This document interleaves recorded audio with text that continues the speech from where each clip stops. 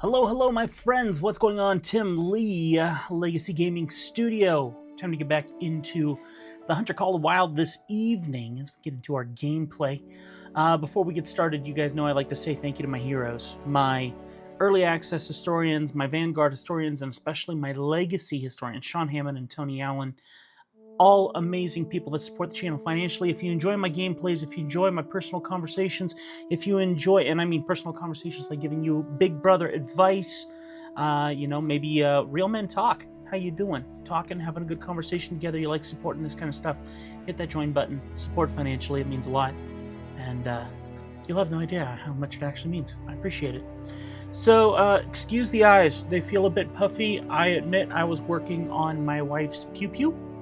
Conceal carry pew-pew, and unfortunately working with some harsh chemicals, getting it repaired and cleaned up, and some of it got in the old pupils, so that is a little funny thing. By the way, also, I have 7 different YouTube channels. I make content on all of them. I'm quite busy across the board. I love making content, most of it live stream these days to meet the demand of how much content I like to try to make. So if you like gaming, this is the channel. If you like art, I'm an artist. I do oil paintings and gouache and watercolor, and I'm a caricature artist especially. It's my full-time gig when I'm not doing videos, especially during the summers. And so Legacy Art Studio, you can be a part of those experiences, go on trips with me to caricature gigs, see what it's like to live my lifestyle. It's a lot of fun, great channel.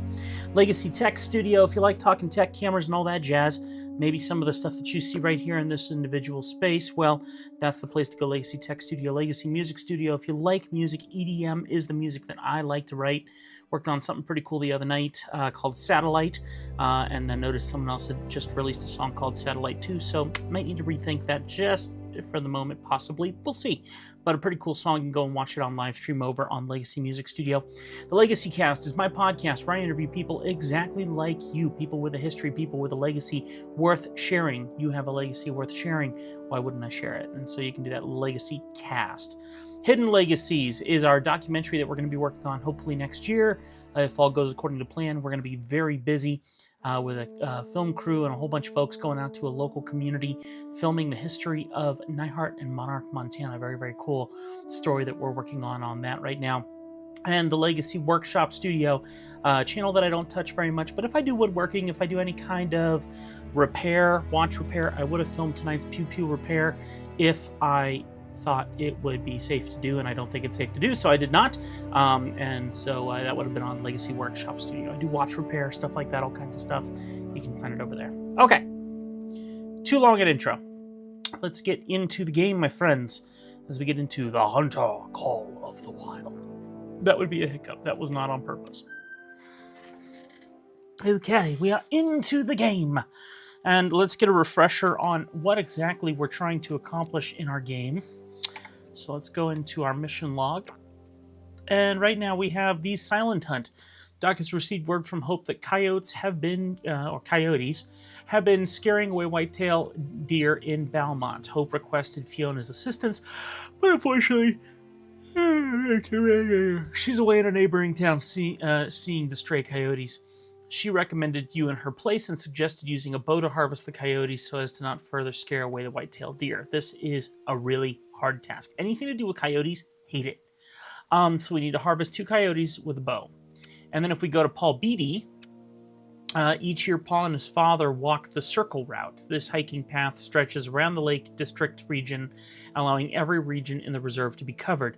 While in the circle route, Paul and his dad challenge themselves to harvest the Big Five, one of each of the 5 species you can find in the reserve. They've challenged you to the same to beat their total scores. So we've taken down the Roosevelt elk so far in Northern Ridge, but we still have to do a moose, coyote, bear, and blacktail. So we got a lot to do there. And Colton Doc Locke, some more aggressive than others, try using a blind. He says, harvest wildlife down from a ground blind. Now, technically, some of the things that we can do in some of these other missions could assist us in completing that role as well, unless it's in a local area. And actually, now that I see it, it says travel to Hope's camp in Balmont, so that also needs to be done in Balmont, unfortunately. Now, in saying that, if we look here, travel to Balmont, so technically we could harvest 2 coyotes with a bow with a blind and possibly meet both those needs in the same place. That'd be kind of cool. Let's see. Emily Connors. I never hunt myself, but someone once said the shotgun sure packs a punch. I'll stay away from that. So harvest a male Roosevelt elk down with any shotgun. That's going to be quite a challenge. One I'm actually very interested in trying. Thanks for the help with the coyotes. As you know, they're coming from the east and spreading fast. Investigate, please. So then we need to travel to Mount Leviathan and spot 2 different coyotes. This was a mess to hunt coyotes earlier, and it just gives me PTSD. Paul Beatty wants a picture of a moose of a trophy rating of 147 or greater. I don't know if there's a specific place. Checking our log, so we click on that and then go to our map and see if anything is highlighted. Nope. Yes. Chopeka Canyon. So we'd have to go up there to get that picture, unfortunately. Let's see. For hope, I usually save the gun for critters, but sometimes I down a deer using a handgun. Harvest a black-tailed deer down at 32.81 yards at night with a 44 mag revolver. We don't have a 44 mag revolver at this time, so that one's going to go on hold. By the way, I do see someone popping into the live stream, so if you want to join us, you can hop into the chat room. Feel free to chat. By the way, the big question of the night that I love to ask you guys that I think is very important is, Real Men Talk. How you doing? Share your story. I'm here for you. I got your back. I'm here to listen, and I'm here to be your big brother tonight. So if you want someone to chat with, share what's going on in your life, I'm right here, ready to listen to you. And live chat is on. I will see your comments. I will reply to your comments, and we'll have a good time together if you want to talk. If not, just happy you're here. Not going to force you to do anything. Only want to open the door if you need some attention and a little bit of respect. I can offer both of those in respect and kindness and in a proper way. All right. Colton Doc Lock also. Let's see. My favorite weapon and place to hunt. Try it for yourself. We need to go to Rowanatchee Heights and harvest an animal down with a 45-7 caliber rifle. Unfortunately, this gun is the only 45-70, and we did try it, and even though we did harvest an animal with this gun, it was failure. It did not compute. So I think they might consider this a pistol and not a gun, not a rifle. So we're kind of stuck there. And then finally, another one from Doc. If you track a male whitetail, you can pretty sure you'll end up their feet. If you track a male whitetail, you can be pretty sure you'll end up finding their female match too. Harvest a male and female whitetail deer down with a bow. That's going to be a challenging one. And then we've completed a whole bunch of other missions. We're good. And as you can see, we've done quite a few. And the goal is to get as many done as possible before we move on to another map. So the challenge now is, what do we do? I'm leaning towards the beady circle for now. So if we open up our map here, there is a trail that is right here, and it makes its way, as you can see, I think completely around, maybe here? This might be it right here, and then crosses back into here, over to here. So I'm assuming that's kind of the ballpark that we need to be at. So let me make sure I got some proper gear together to do this. Some of this I would like to do, especially when we get into Balmont, and I might actually head towards Balmont fairly quickly. Now, we're in Rowanatchee right now, and I think we're in here because the goal for Rowanatchee was to try the 45-70. Yes, and that didn't work well because it was a pistol and not a rifle. So we don't need to be in Rowanatchee, so I think we can kill a couple birds with one stone. If we go ahead and head to, I guess we're going to do this one. Let's just make it hard on ourselves tonight, shall we? We'll head into Balmont and attempt coyotes with a bow. Yippee skippity. So let me see first, what do I have in my stuff? All right, I do have a bow. I have a bright sight for it. I don't need this Jurenberg Superior if I'm not going to be able to get the score that I'm hoping for. So I think at this point we can put this guy back. Now, if I had a lot of money, I could go pick myself up a 44 Panther Magnum. As you can see, it's 24,000 points, and we still don't have a good enough handgun score. So to even begin getting to the idea of shooting with a 44, we need to do some more hunting with a pistol.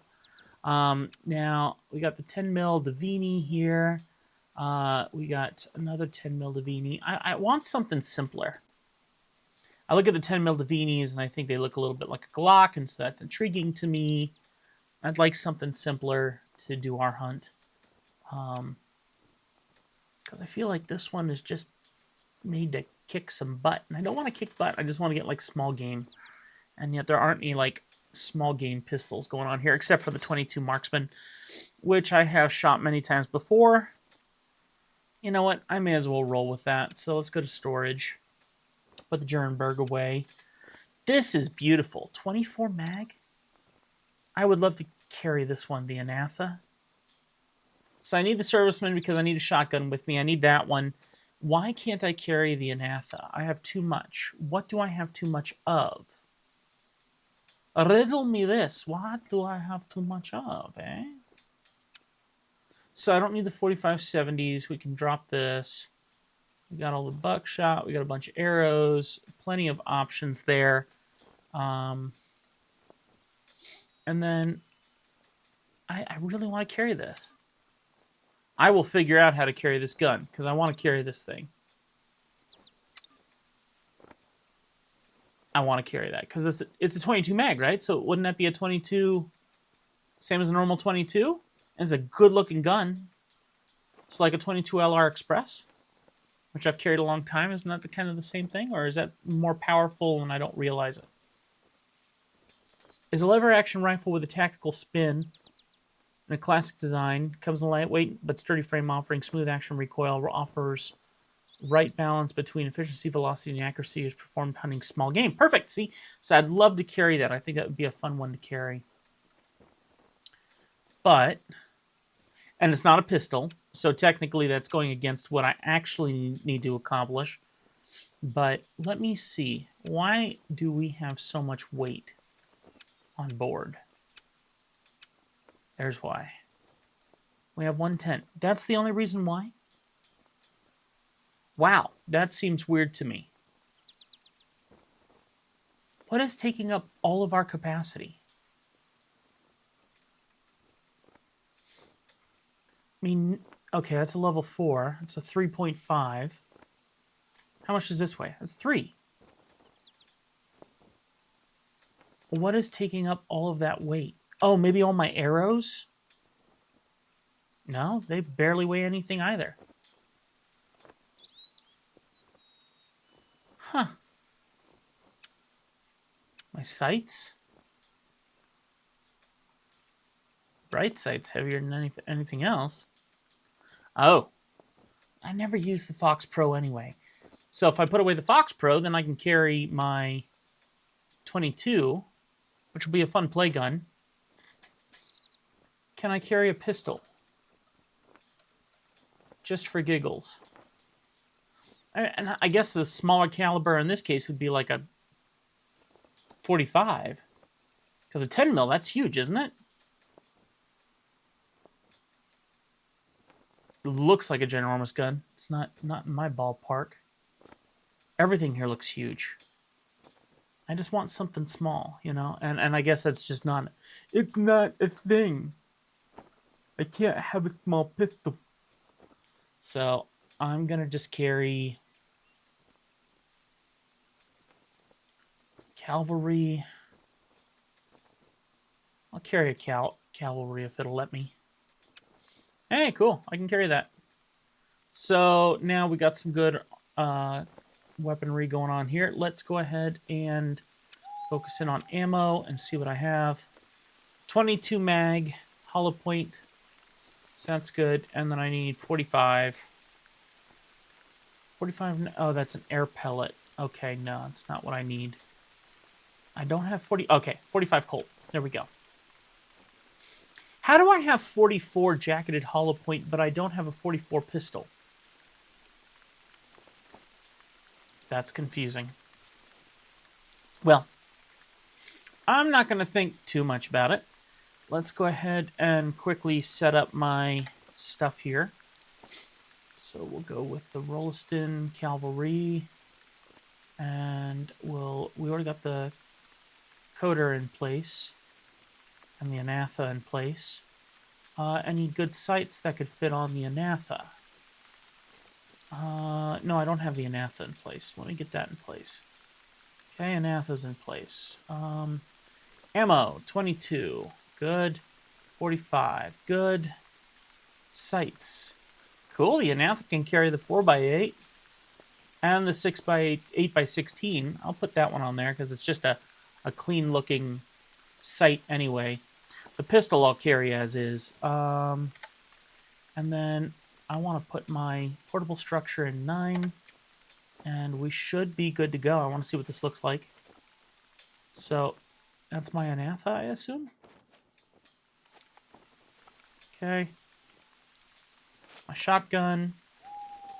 My bow. And should be my pistol. So hopefully, if I can take down some stuff with this guy, then maybe I'll actually get some more Pringle points or points for that needs to be accomplished. Now let's go ahead also and get to our map. We don't need to be in Ronachie. We need to be in Balmont for everything we're doing next. So, you know what? I'm noticing this is very much in the dark here. Not sure why. Because I just haven't hunted down here. I haven't looked down there. So I'm going to go to my outpost over here. And then I'm going to track my way that way just to see what's over there. We'll see what happens. We will see what happens in this late night. Now, this is a little later than I should be up. I actually should be in bed because I try to get up at 6 a.m. in the morning these days. But it is the weekend, and after spending 4 hours fixing my wife's little pew-pew, I don't want to go to bed yet. So, pulling a late night. We're going to have some fun. We're going to try to have some fun anyway. We'll see what happens. Okay, let's go to my map. Place waypoint. Okay. Off we go into the wild blue yonder. Not really, because we're in the woods. I'm hilarious, just so you know. I have dad jokes without even being a dad. That's how amazing I am. All right. Now, interesting, I see the bridge over there, and I feel like I've hunted in this area plenty before, so why that would be in shadow, I'm not so sure. But we're going to head that way anyway and see what we can find. Oh. Now, I think I'll be okay. I was about to say I need to grab a ground blind for some of this, because I think that's in Balmont. And my eyes kind of are on getting a... are focused on... Let me see what we got here. Turkey! Not interested right now. I'm interested in the coyotes. Could go for a bear and shoot that with a pistol. That'd be...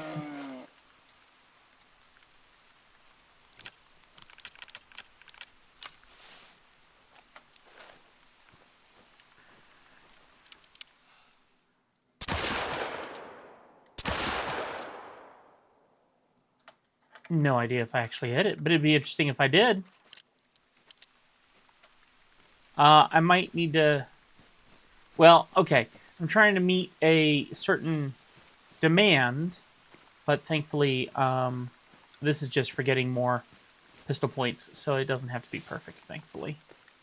But let's see if I even got in the ballpark. I'm pretty sure I didn't, but I'm going to check anyway. Oh. Ho, ho, ho, look at that. No organs, but I did hit it. Not sure if I want to invest the time in chasing it, because I'm a terrible gamer and terrible hunter, apparently. Even though I do plan to go hunting next year, and I will do much better than I do in my games. I'm actually very blessed to say that... Oh, cool. I got a hunting blind here. I could actually stop in here and go ahead and get a... see if I can carry a ground blind. I might be carrying too many weapons, but let's see what happens. Ground blind. Storage. Ugh, no, I'm not going to be able to carry it, but I'm going to see anyway. So if I put away my tent, I just need a ground blind, which is 6. So I can carry it as long as I leave my tent behind. I'm okay with that-ish. We're going to go for it for now. Let's go ahead really quickly. Change up my inventory, put the ground blind in on number 9. That way we can quickly get to that, hopefully. Alright, this whitetail's still on the run. He's on the loose. Okay. That would be a bear.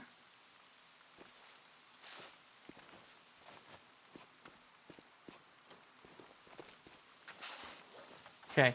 I'd be happy to shoot a bear. Oh, wait.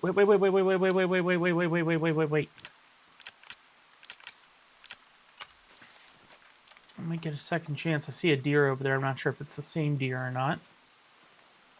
Wind is not in my favor at all. I do not have any smelly goods to make it better, unfortunately. So this is going to be interesting. Oh, here, let me do this really quick, guys. I'm amiss as to allowing you to see everything. So let me move my camera up here and move our talk. Oh, nope, not that. You stay there. Move my talk text over here. Once again, guys, I'm your big brother tonight. If you guys have anything you want to talk about, you have any good things happen today? You have any bad things happen today? You want to vent? Yeah, keep it clean and remember that this is a public place, but 100% I'm here for you and I want to hear how you're doing. So how are you doing? Share with me in the comments. I got your back. And I know that the world does not allow us guys, and if it's a girl, it's fine too, doesn't allow us guys much chance to share our hearts. And we carry the weight on our shoulders. And even if we share with everyone, we still carry that weight. We still feel it. So I want this to be a place where you feel like you can share and know that someone cares. So I got you back. Share if you want. If not, happy you're here. Hope that you enjoy the effort of the game. And I'll try not to lose, okay? And we'll play for maybe 1 or 2 hours and then call it a night, since I'm usually in bed by 10 these days. So trying not to be too misbehaved, but a little misbehaved is okay, since it is the weekend. So we will see what will happen. But yeah, the door's open, chat room is open. The live chat, just leave a comment and I'll see it. Are those deer? And then it magically disappears. Do you guys see that? It all appears and disappears. Let's see what that actually is. All right, get my rangefinder out here. If there are deer, they're hiding over the ledge. No good. Huh. And are we in Belmont still? Yeah, we're not even close to where I actually want to be, but whatever. I'm trying to get into the shadow area on the bottom left there where my marker is, which is that way. But we're chasing a deer randomly, so that's what's going to happen.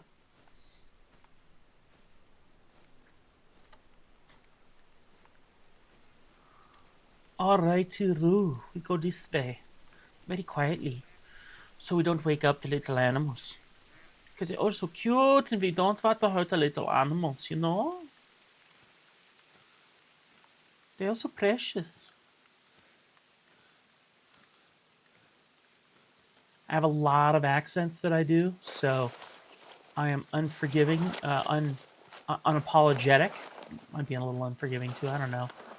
Because they're terrible accents, but I use them all, and I enjoy them all very, very much. So if you don't like it, well, you can go suck on a lemon, eh?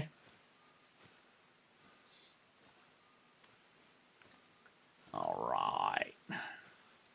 Okie dokie, we're just going to keep going this way really, really slow, where it's really boring, where no one's going to be interested, and yeah, it's just going to end in a bunch of flames and nonsense, where this game is so much fun. Really great to live stream it, yeah. Everyone loves the little crawling through the woods. It just keeps the energy alive on YouTube and all that stuff. Yeah. Where on earth are the blue tracks? Where'd you guys see it last? See, there it is right there. So where'd it go?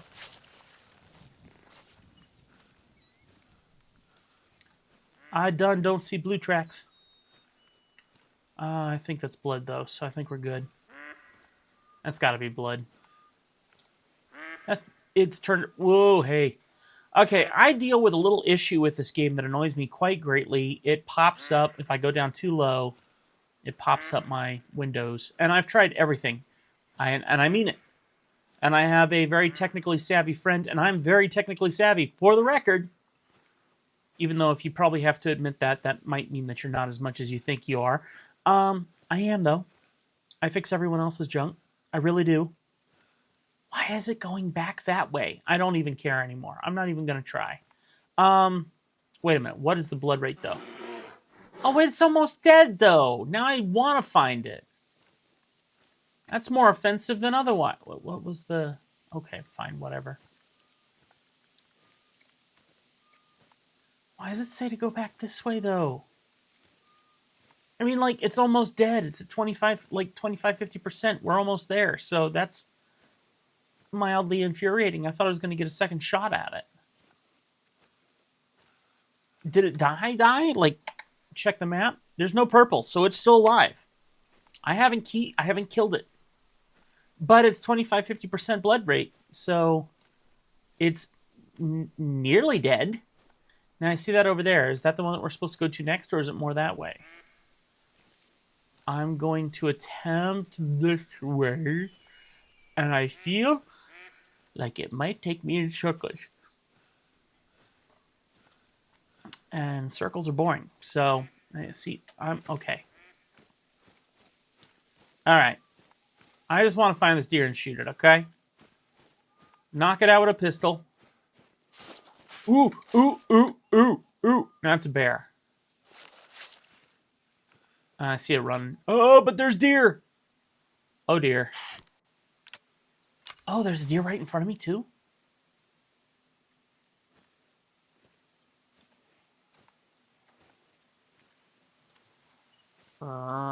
Where's the deer? Hello, deer. Oh, there they are. I am definitely not going to be able to hit that from that far away. That's not going to happen. So I'm going to be crawling my way up real slow. Sitting in the morning sun. Now, why does it say 50 to 75% blood? Is it like rejuvenating blood? For the record, I'm very expressive. This is honestly really me. I'm not trying to upplay it for YouTube. I have fun. I'm a little loud. A little outspoken. No, I'm very outspoken. But I'm not as bad as other people, okay? I've seen worse. You could do worse. This is not a terrible place to be, okay? Just do me a favor. Honest favor. When you feel like I'm being sincere and real with you, just make sure to hit that like button for me, okay? That is the one thing I really want, because everyone upsells everything. Everyone overplays everything, and I'm just not interested in that. I click away from those channels so fast because they make me sick. I want real. There's enough AI in the world to feel fake. I want real. I want real people. I want real emotions. I want real joy. I want real fun. Problem is I'm very cynical, which makes me seem very unreal. I'm very unreal. Maybe I'm AI. I'm an artificial idiot. That's what it is. Artificial idiot. I'm going to remember that. What would be another word for artificial instead of... So you got AI. So I like idiot. So, and no, we can't use bad words. So sorry, that one's off the table. Something else. Well, technically we could say asinine idiot. That's a real word. It's not an incredible twist off of a true statement. Yeah, no. Might be pushing it too far still, but you get what I'm saying. This channel does try to be safe for most ages, so probably a little off the limit there. But if you could think of a good word for replacement of A, something idiot, I think that'd be kind of fun. I'm not artificial intelligence. I'm an addictive idiot. It's like ADHD. Oh, an attention idiot. Maybe another word for idiot? Ooh. That's a moose. I don't need a moose. Go away, moose. Where's the deer? They all went running, and it's getting dark. Are you serious right now? You're literally right here. Die. Just die. Whoa, he jumped. Oh no, I gotta reload. Let's see if I can get my light turned on. Oh, come on. I hit that deer point blank. Come on. I was right on top of him. What do you do? Alright, where's the blood trails? If I did not hit that deer, I am going to be so ticked. I'm hitting the wrong buttons, guys. That is not the button I meant to hit. Okay, so I've been playing a couple different games. I've been playing Minecraft. I've been playing Hunter Call of the Wild, and I've been playing Supermarket Simulator. If you have watched any of those videos, it would mean a lot to me if you let me know which one you've liked the most so far.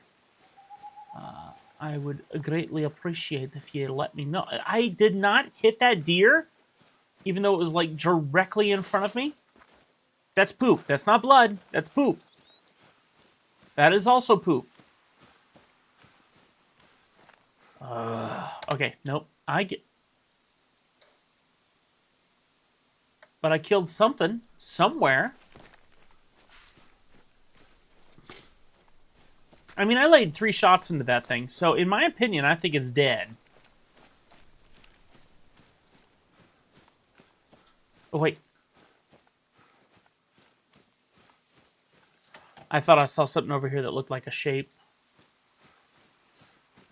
I don't see anything that looks like blood, though. I'm offended. How do you expect me to find my catch without any kind of markings? I'm going to put a marker square in the middle of this. Right there. No, come on. Bit lower. There. That is the center. Wait a minute. Oh, need zone for coyotes in Balmont. This is interesting. Okay. Need to hunt them with a bow. But I'm in the right place. I wonder if I could set... Oh, here we go. Here we go. That's a moose track, though. I didn't shoot a moose. I shot a deer. Now I'm more curious than anything. Did I see blue over here?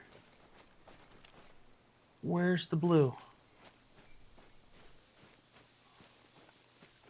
I don't see any blue. Seriously, guys? The offense is real.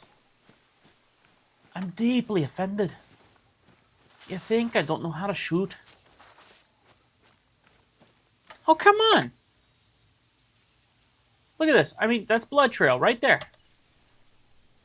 You can't miss it. See? Look, wait. Huh? That's a moose. How on earth did I shoot a moose? Something wrong here.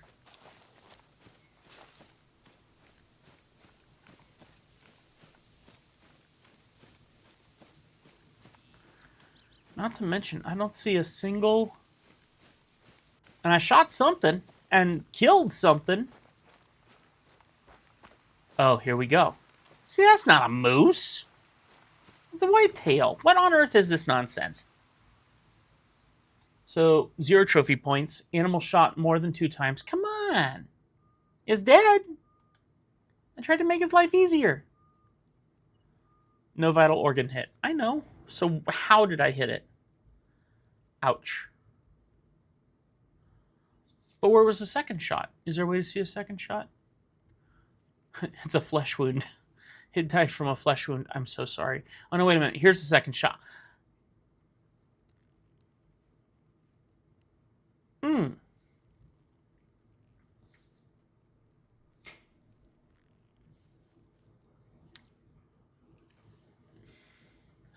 That's not a good way to go.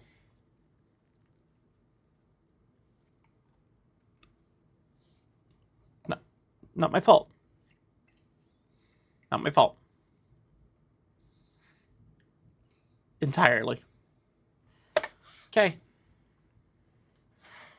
How much money did I make?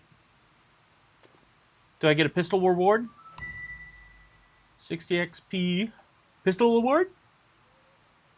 There you go. Handgun score. 23 points. A long way to go. Okay. I don't like this night stuff. So I'm going to head back here to my tent. I could probably fast travel there. We'll camp out in the tent. Get today, but the nice thing is we did find that coyote hunt. So maybe I'll set up a blind over there and try to get him with a bow. Never tried that before. What's over there? It's a turkey. Not interested.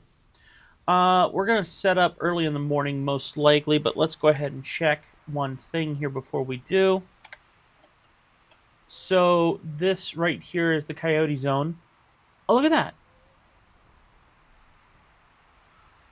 17 to 20. That's perfect. So 17... It's 5 o'clock. Why am I hearing noise around me?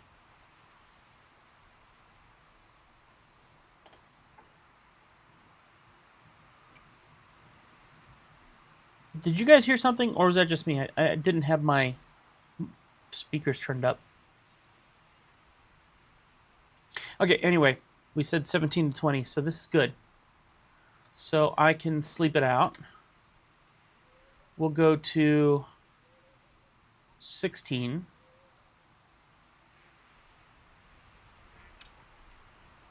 So that gives me an 16:30, I think. So it gives me a little bit of time to go and get set up for this. We're going to go to this need zone. And I'm going to go and try and set up this ground blind and get ready for action. Might help to go the right way, though. 200 yards away. Now, my hope is that we're beating the coyotes there. We're going to find out. So how you guys doing? I'm honestly asking you, how you doing? How you feeling? Have a good day? Did you have a successful day? Did you do something today that you're proud of? Did something not go according to plan? Are you angry about something? Did you have a bad day you need to vent? Now, this is a public place, so I want you to protect yourself, because everyone's going to be able to read. The entire world can read your comments, but I'm here. I'm ready to listen. And if you need some prayer, if you need someone to, pray for you, if you want some extra support, head over to our Discord. And on the Discord, that's where you can see all the different videos that I make. Okay, let me see where the meat is here. Because this is the neat area right here. Anyway, go to our Discord, because it's a place where you can see all the different videos from all the different channels that I do, but I also have an area there where prayer wall, you can put up your prayer requests, talk about God. Great place to do that there. You want to be surrounded by people who understand you or willing to try to understand you, willing to put more time and effort into you than your average Joe. Maybe you feel disrespected in your life right now and you just need some people to listen and not respond back. Just have a place to be honest and vent.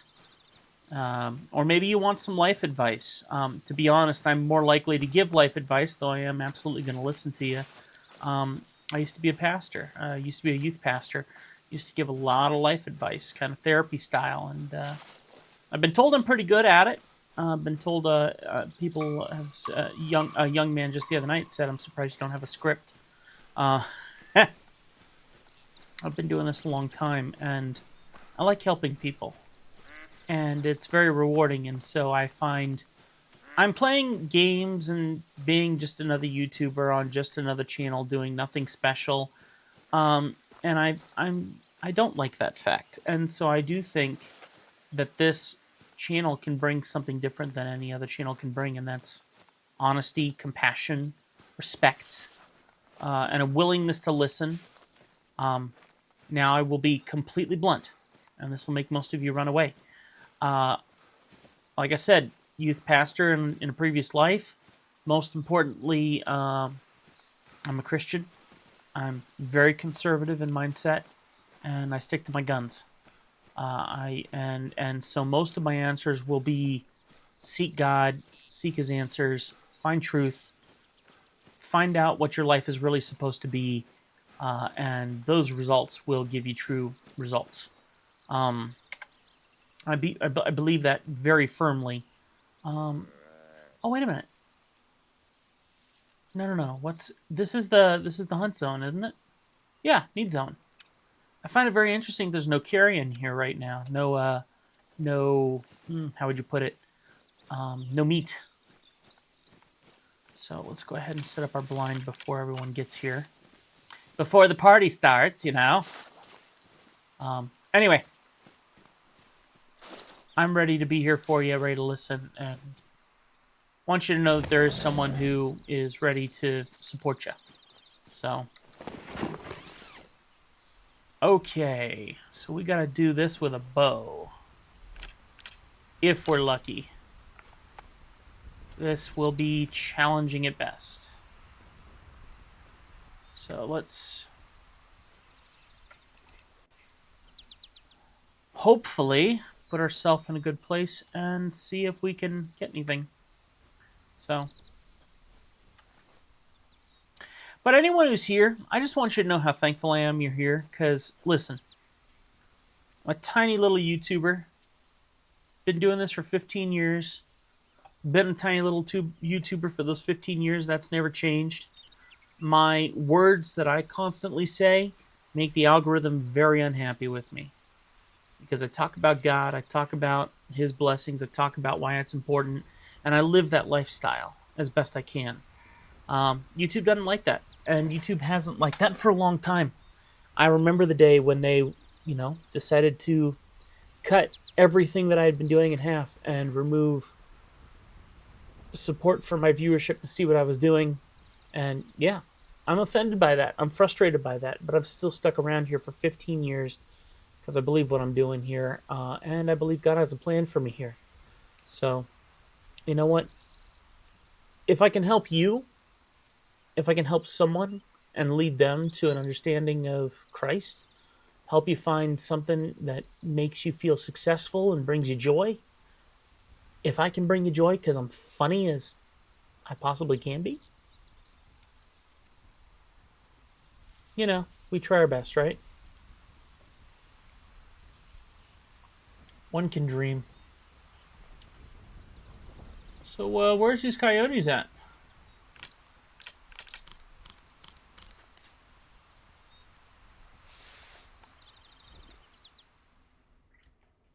Best part of the game, sitting around doing absolutely nothing. It's thrilling. Sometimes I feel like Robin Williams. I'm just sitting here talking to myself about stupid stuff. Nothing serious. Not that I'm sitting in my own anxiety and stress. I just want to shoot a dead animal. Well, personally, a living animal. Yeah, this is getting really bad really fast.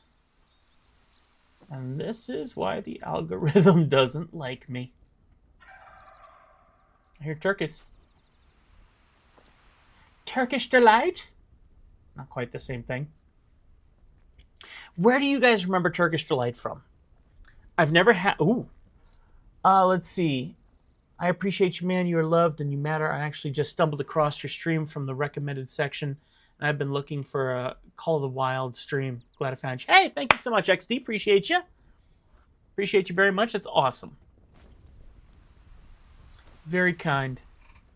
Very kind of you. I've been playing this game for years, and I'm still a newbie. You know what? I'm such a newbie. It might be kind of smart to grab out the good old-fashioned coyote collar, start making noise that none of us want to hear, like this. CXD, you get 1,000,000 points. You get 1,000,000 cool points right here and right now, because you want to know where I remember Turkish Delight from? Chronicles of Narnia. That is the only place. Turkish Delight. I feel like I had it once, and I feel like it was just like a stuffed raspberry donut-ish kind of thing. But yeah. Now here's a question. Here's a question. We're going to take it one step further.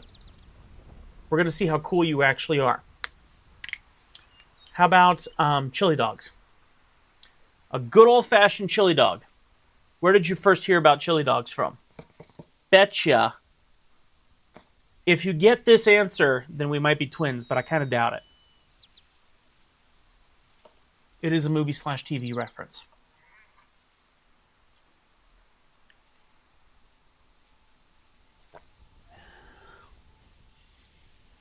I'm looking for coyotes.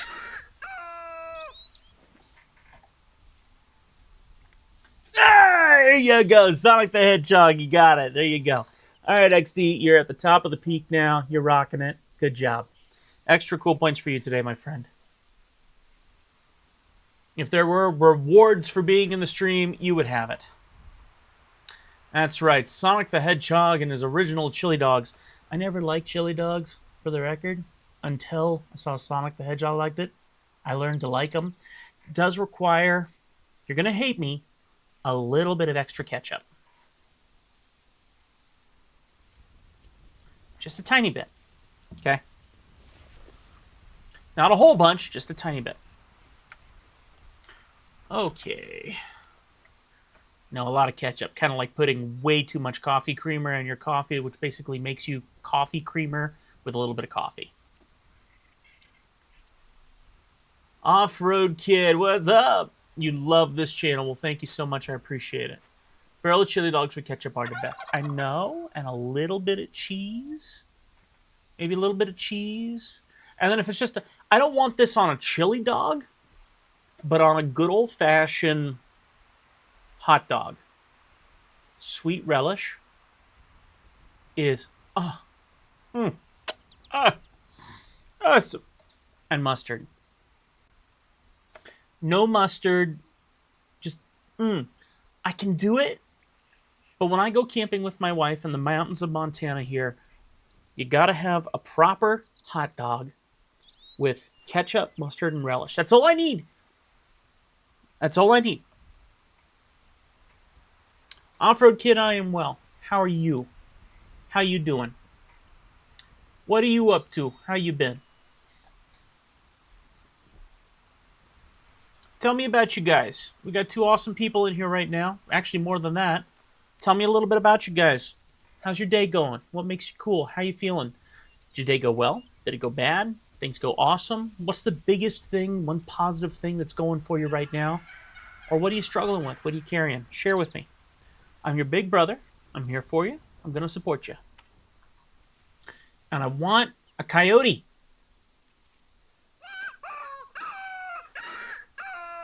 Can that sound good any worse?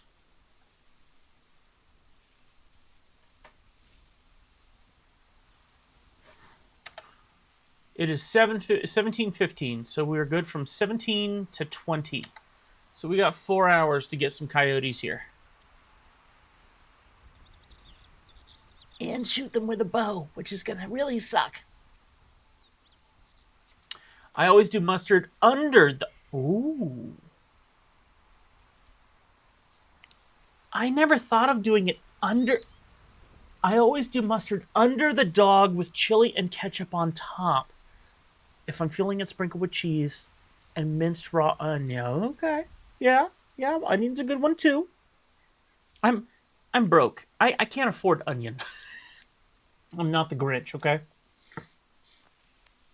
that's a great idea though. Putting it under the hot dog. What what in my ADHD-ness makes me feel that I must put everything on top of the hot dog? And the problem is, my wife won't let me get rid of my beard for nothing. Okay, so one bite and it's all up in this grill. You know, putting it under the hot dog would actually be kind of helpful. It's a very interesting idea. Now I want hot dogs. I got a couple upstairs. I could do those. Not at midnight. Maybe tomorrow though. I guess the thing is that wouldn't it make the bread soggy? Because where you got the two the two lobes that open up, right here in the center is that just one barely holding on line of the two loaves, and if you got mustard right there, I don't know. I'm just saying.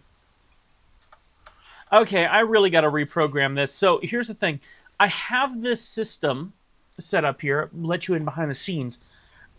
Where I can hit a button on my controller here, and it saves little snippets of what I'm saying, so I can make little like shorts and things like that later.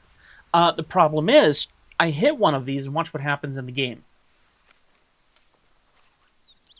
I back up and duck. I noticed this in another game too. So the programming that I have here to save my little short clips causes my character to back up. And I don't like that, so I got to reprogram that. That's what I'm saying. Under the dog is the way to go. Doesn't crowd the top. This is true. This is true. So basically, what you're really making is you're making like a. I just had like a Bavarian cream donut, which are amazing. Bavarian cream donut, the best. But the thing is, you take a bite of the Bavarian cream and you just see the whole thing just go, and you're like, I'm going to take one more bite, and so choosing my words carefully. So if it's a hot dog, couldn't that compression of the dog sitting in the bun and you take a bite, playing a trumpet. Let's see. Oh, trust me, it's never around long enough for it to get soggy. A valid point. How dare I? I am not a true hot dog eater. To take my time eating a hot dog? What a terrible thing. That is sacrilege. You are right.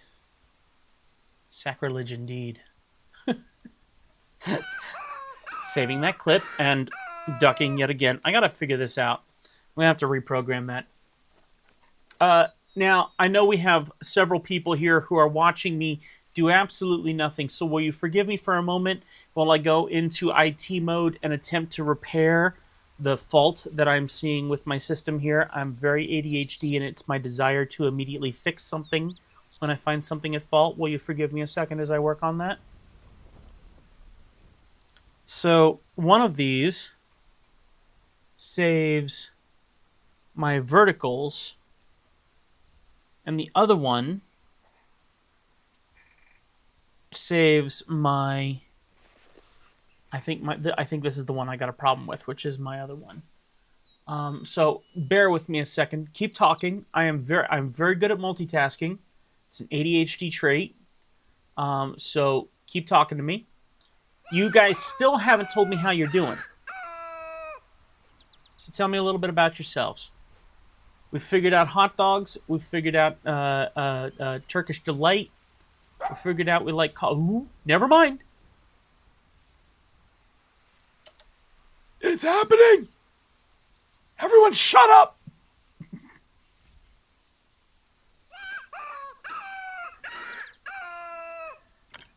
Okay. Will it come this way? Fleeing. See, this is my problem. Is the wind direction's bad, and I'm sniffing it up real bad. So it's not going to come my way. It's just going to flee away from me. I hate coyotes so much.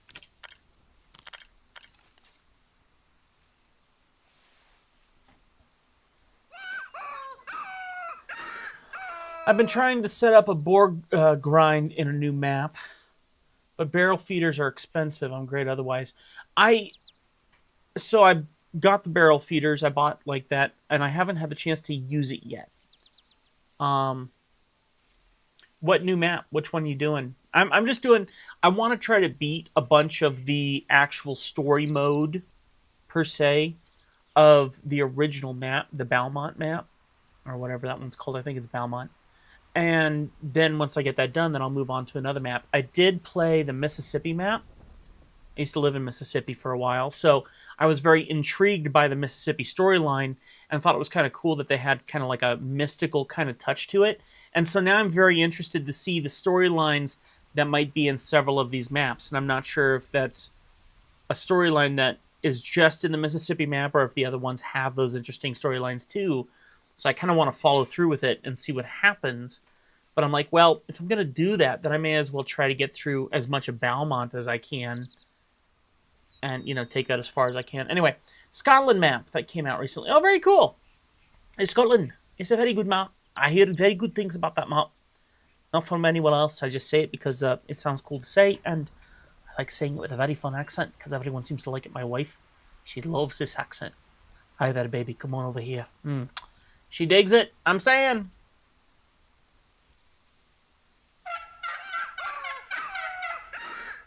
That's kind of funny. So I put up the call to my mouth and I clicked to make that, and that's when the turkey called out.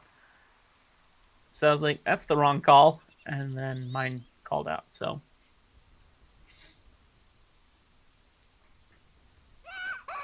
do me a favor. Keep your comments coming, because I want to show the algorithm that this is worth being here. Secondly, smack that like button if you haven't yet. If you're enjoying your company time with me, then smack that like button.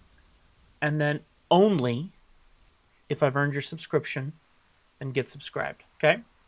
And then let me say this again. I've done this a couple times now, but since we're waiting on dogs that just decide to run away from me, and I have to hunt them from the ground blind to make this count, so I'm a little stuck. But let me quickly do this. Let me move my little text up here. I want to show you guys all the different channels that I have. I got a bunch of different YouTube channels. I've been doing them all. Maybe you're calling too often. You can scare them off if you call too much. Well, there you go. Cat calling can only go so far. I haven't seen any kind of shadow from over there or anything either, so I honestly think it's my smell. I put on deodorant today, It does things. Boy, I'd love to see if I could find a coyote over there, but they're just always so hard to spot, and they're always so far away when you do find them. Anyway, I got all these different YouTube channels, okay, and I've been making a lot of content on those channels for many, many years. And one... Ooh, no. Oh, drat. I saw a reflection, I saw a shadow, I got excited, and it's just a turkey, it's not a doggy. Slightly offended right now, okay? In any case, I have a Discord. And on my Discord... Ooh, no, that is a dog over there. Is that a doggo? Yeah, nope, that's a turkey. He's a turkey. Which I'd be very tempted to shoot, except... Wait a minute. Oh, I thought there was movement there, too. Found the turkeys!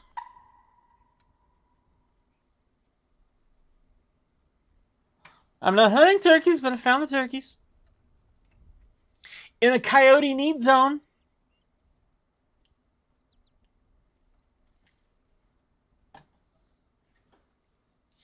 Maybe they're How do people say it these days?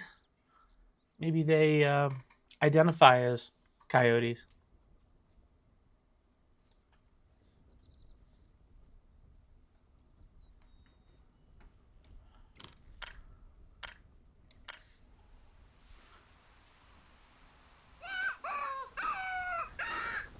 All right, saying this again. I have a Discord. All my videos go on that Discord, where you can see everything all at once, because I make so many different videos on so many different YouTube channels. We needed to find a place where whoever really wanted to support the channel and whoever really wanted to see what I was doing on a broad scale could go and see it. And so my buddy who supports my channel and has supported my channel for a long time, Sean Hammond, he created a Discord for us, and he put a prayer wall in there. He put a God space in there. I mean, like, he put a bunch of things in there where you want to talk about your tech, you want to talk about your art, you want to talk about your spirit, you want to talk about your faith, you want to talk about whatever you got going on in your life. Our Discord meets all of those needs, and then you want to see all the different videos that I'm doing in there. The Discord has it all. So if you haven't checked that out yet, check the description. It's waiting for you, and there's tons to see. So I want to make sure that you understand that we have a lot to offer, and I don't want you to miss out on any of it. Like I'm missing out on these coyotes.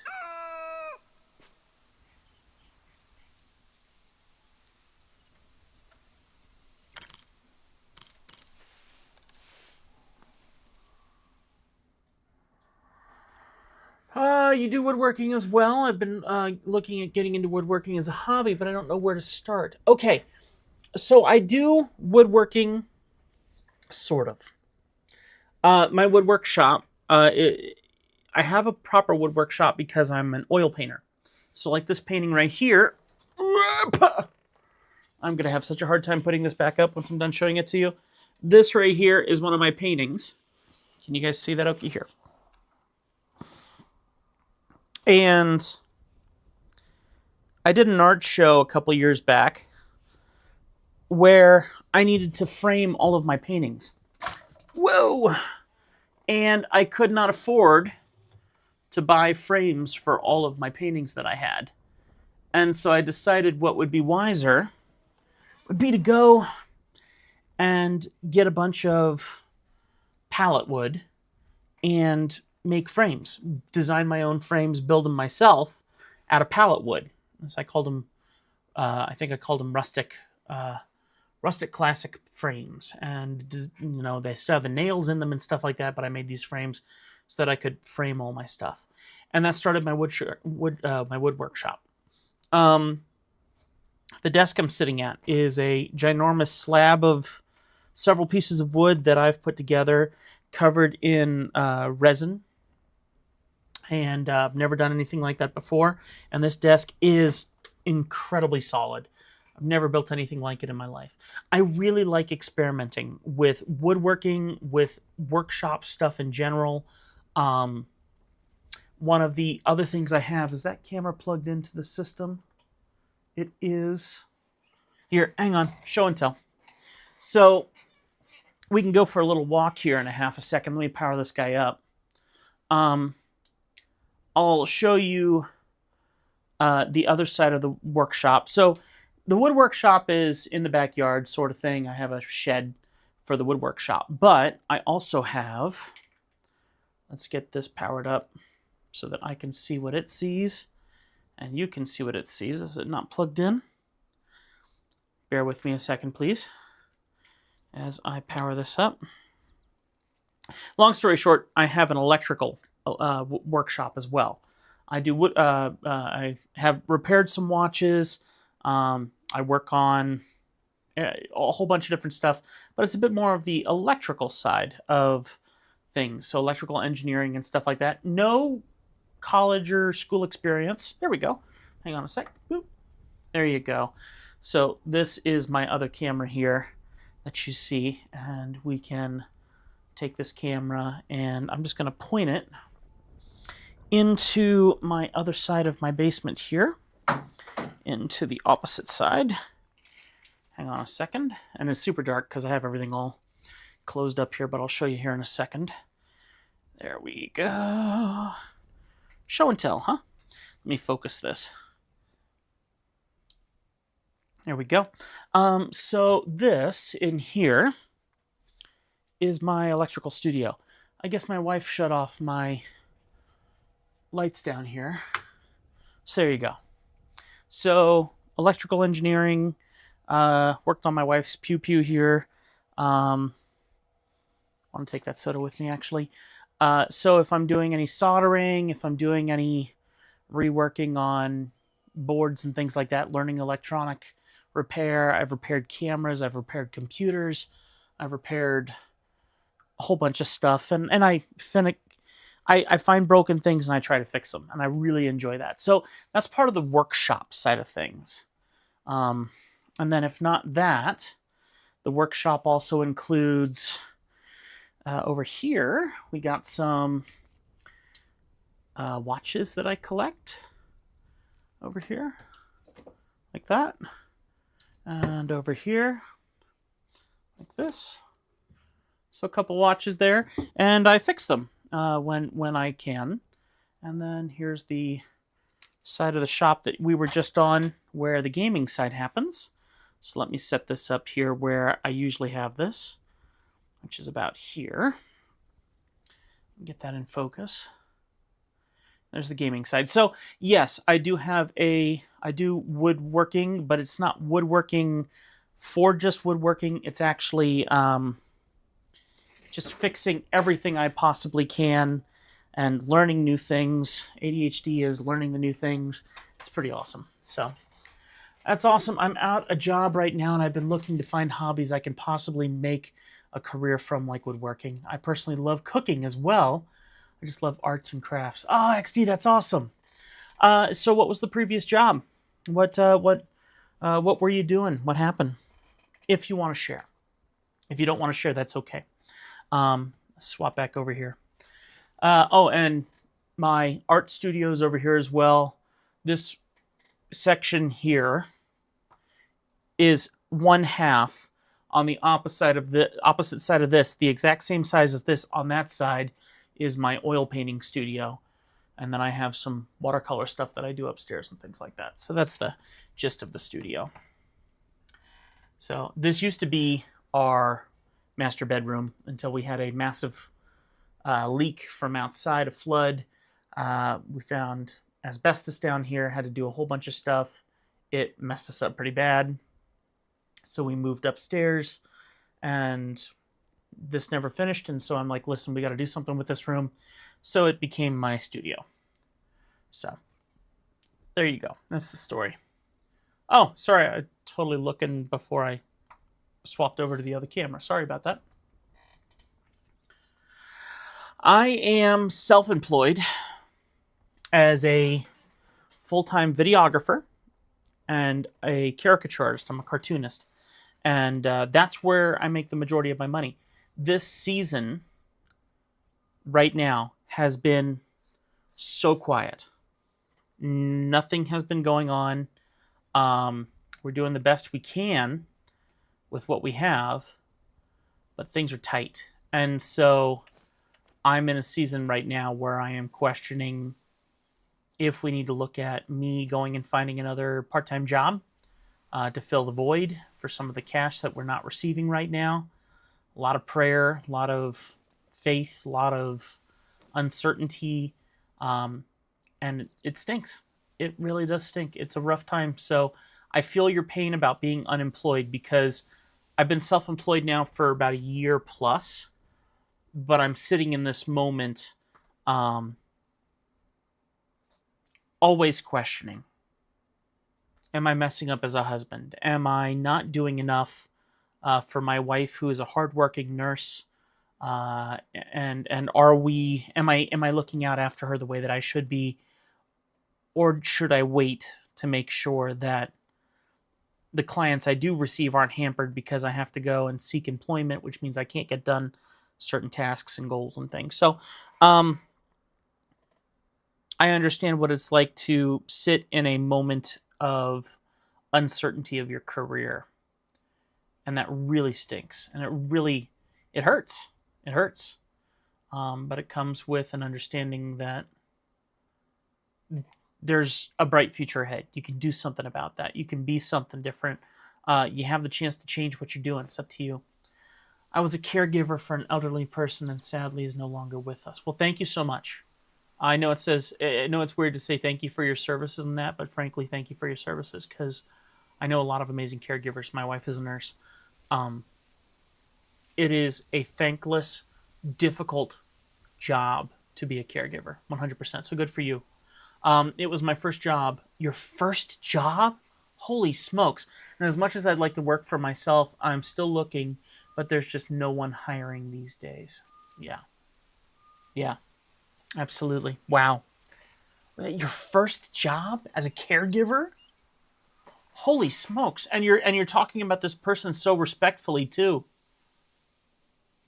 This elderly person that sadly is no longer with us. I mean, you're speaking about them in a very positive way, in a very positive attitude, and it's very respectful of you. Very well done in that sense. You must have really respected that person. Ooh, mating call. I'm gonna duck down so I hopefully don't spook them.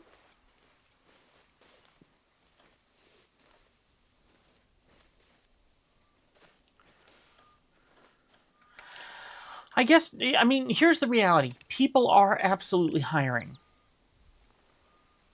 The question is, what are you wanting to do that they are not hiring for?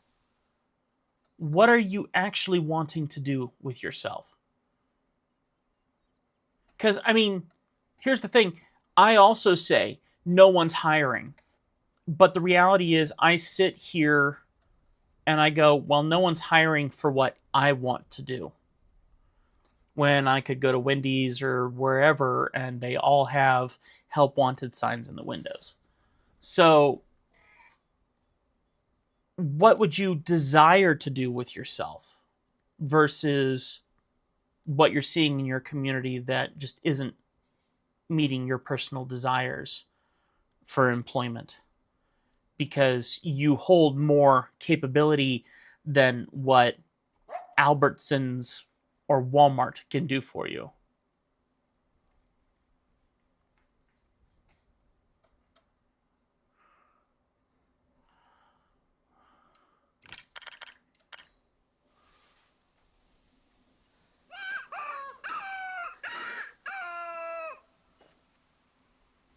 Yeah, I grew up taking care of my grandparents and cousins, so it felt natural to keep doing that. I feel like I can't be picky, so I'm just looking for anything. All right. Well, that's a very adult thing to do. It's a very adult thing to do. So be strong. If you're struggling to find work, that really sucks, and I'm sorry. It really sucks. So, putting aside, you'll take whatever you can get at this point. XD, what would you actually like to do? What inspires you? You say cooking. You mentioned cooking and woodworking because you're looking to kind of tie those two things together. Not together per se, but they can both make you money in a certain way, shape, or form. So I get that.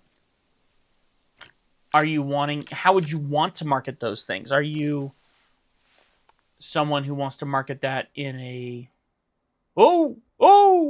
jackpot? Okay.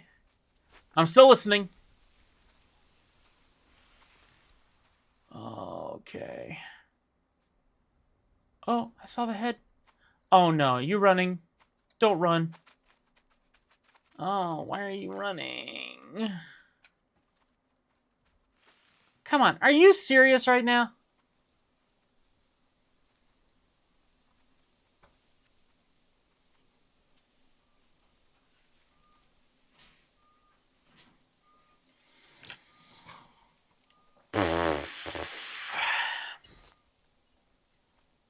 Good news is we found one.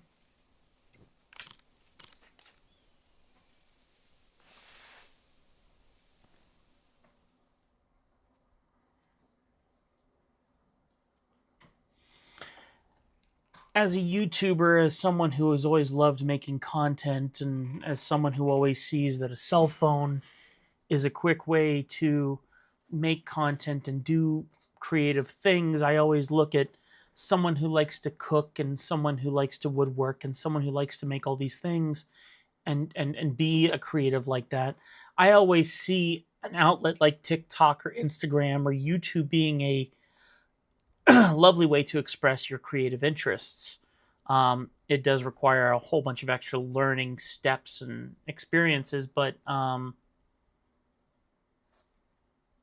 that always my first instinct as me, which is certainly different than everybody else, is to be like, well, why aren't you making some cool food and showing people how to make it on YouTube or on Instagram or TikTok or whatever, um, things like that. But that might not be your cup of tea. But just curious.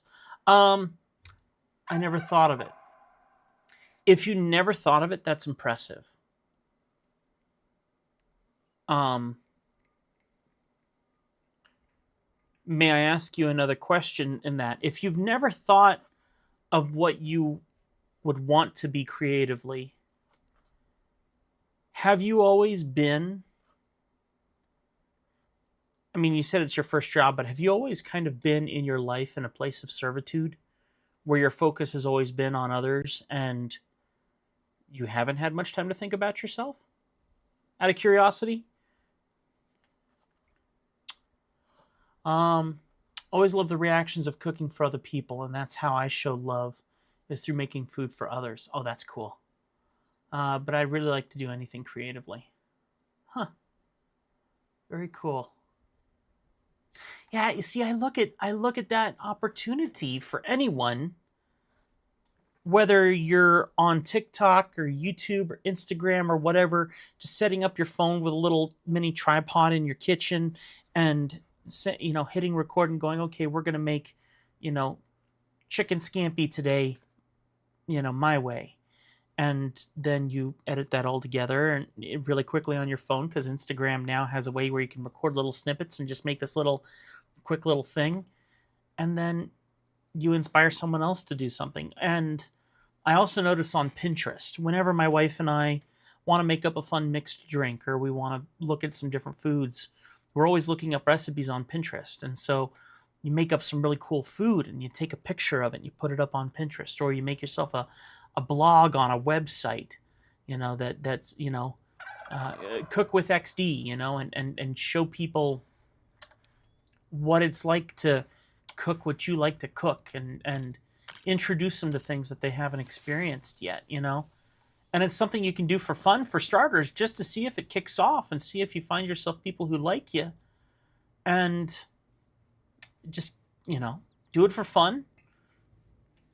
Take a picture of the food that you make for yourself or that you make for your friends, and then add a little recipe to it in one of those things, and just let people click into it. And if they like it and they like the food, they'll be back for more. And that just kind of cascades on itself until maybe you have something. That's always my knee-jerk reaction. I've been doing YouTube for 15 years. Turkey! You want turkey for cooking anything? I might be able to shoot it for you.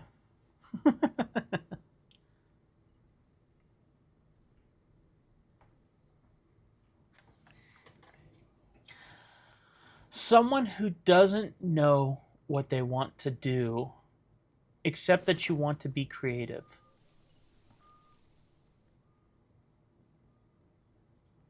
I mean, I think if you're a chef or you work in a kitchen or whatever, at any local, wherever, restaurant or whatever, those experience. I used to work in a kitchen a long time ago when I was younger, one of my first jobs. It's hard. It's not fun work, it's hard work. It's not, I mean, yes, you can be fulfilled by it, but it's not one that's creative. At a certain point, you really are just a driving force, a machine cooking out food as quickly as possible and turn and burn and tossing stuff in microwaves or in ovens, versus being creative and making something beautiful, something unique. Oh, spotted that guy completely on the other side. Yes, exactly. I'm always feeling like I don't truly know myself. I'm still in that situation. Currently, I'm living off the money my grandma makes, and our house is full. So I just feel this pressure. Pressure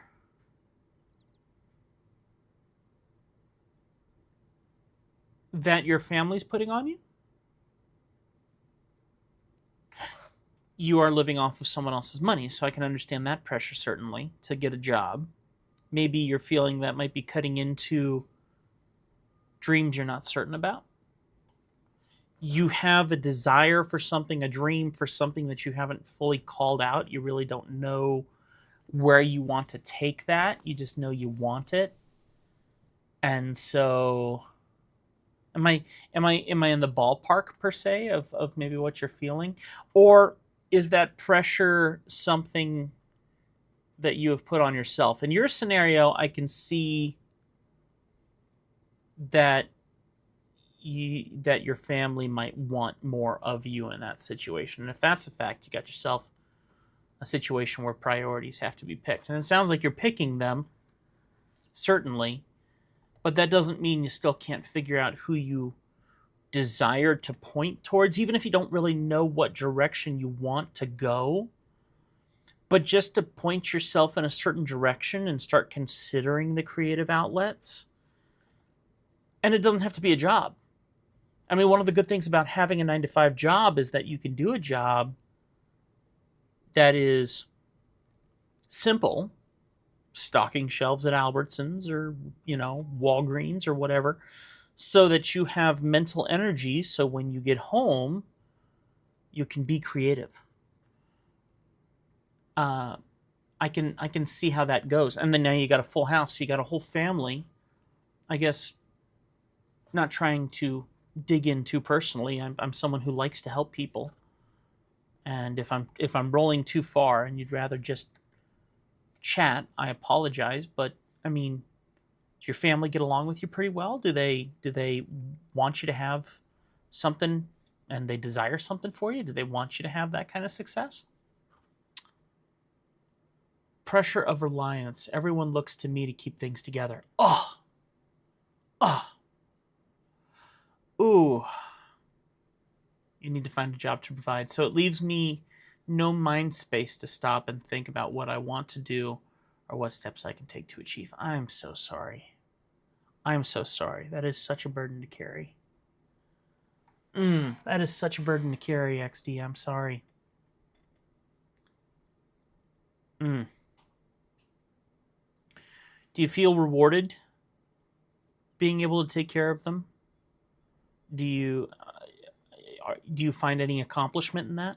Out of curiosity, I honestly am not leading towards any kind of an answer in this situation. I don't necessarily think that there is one per se, but are you finding joy in your life right now?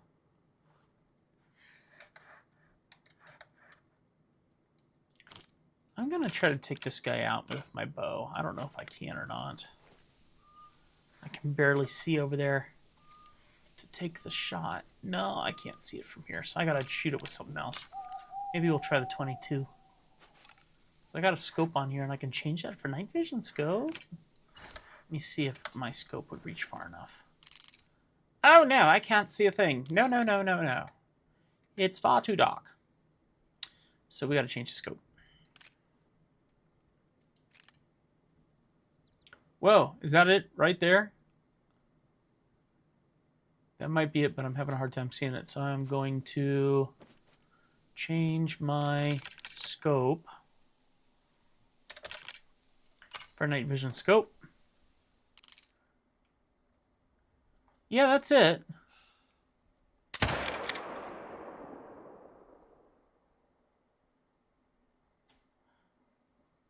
Drat! It got away! It was a pretty far range, I guess. And the 22 didn't quite reach. Oh well. Not quite there. That was a great shot. Really good. Yep. That was great. I'm gonna go check anyway. just to see. That sucked. Okay. Knowing what could happen if I hadn't stepped in and took on the responsibilities, I'm content. Sometimes I'm scared of what my future holds for me after everything is taken care of. After everyone is taken care of. Okay. Your family help at all? Like, are they doing their fair share?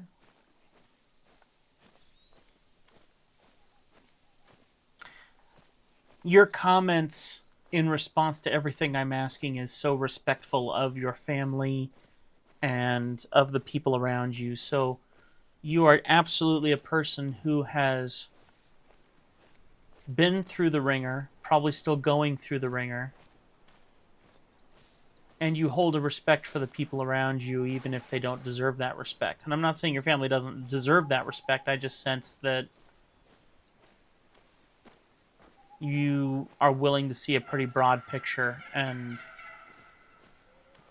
at this moment, you don't have much choice in life except to follow that broad picture because it's all you have. And that sucks. I'm sorry. And this is one of those moments where, as someone who sits here on this side,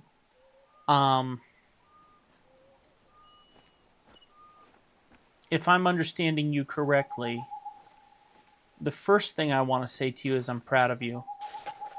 Because picking the priority of your family over your own personal priorities is admirable. Incredibly admirable.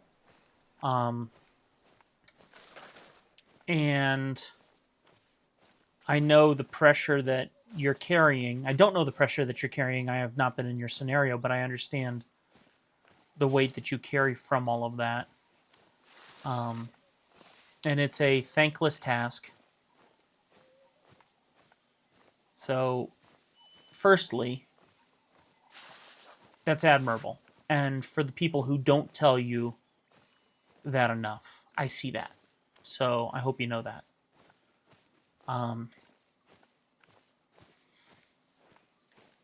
In this moment, I just want you to know, especially, that you are heard.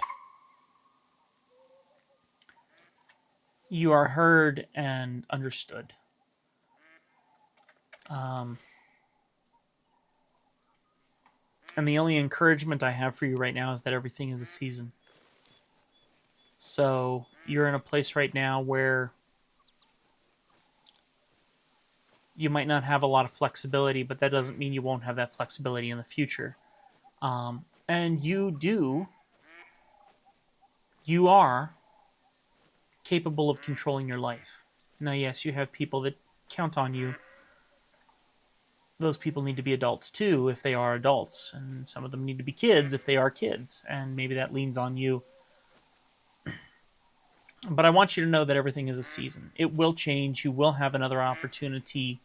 And when you get home at the end of the day, there's no reason why you still can't be that creative that maybe you want to be. Maybe not for employment's sake. Now, if you're exhausted from a hard day of labor to be able to take care of your family, that makes sense. But,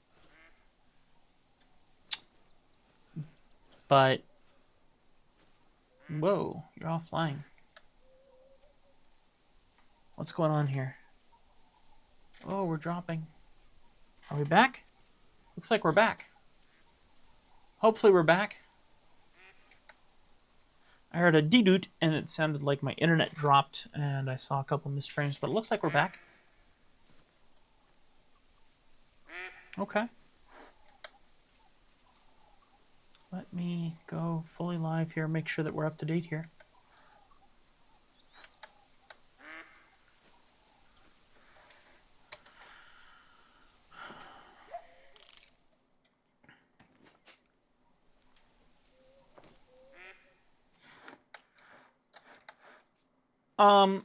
Honest question, out of curiosity, coming from a youth pastor background, coming from a bit of a therapist background, not licensed by any means, but someone who has answered a lot of questions in their past. It stuttered a bit, but you don't disconnect or anything. Good, awesome. Could I ask a really weird question? This is very could sound racist. It's not racist at all. Different cultures, different um, nationalities have different ways of dealing with families. Um, may I ask you what nationality you are? What culture you are? Um, Caucasian families deal with stuff different than Mexican or Spanish culture or Filipino culture, especially Filipino culture, is deeply integrated into family. Um, so, out of curiosity, if you wouldn't mind sharing your culture with me, your nationality, I'd be curious to know. I think it would be very telling because, believe it or not, I know it sounds like that's very stereotypical, but a lot of people follow patterns. A lot of cultures follow patterns, believe it or not. So um, sometimes that can be very telling.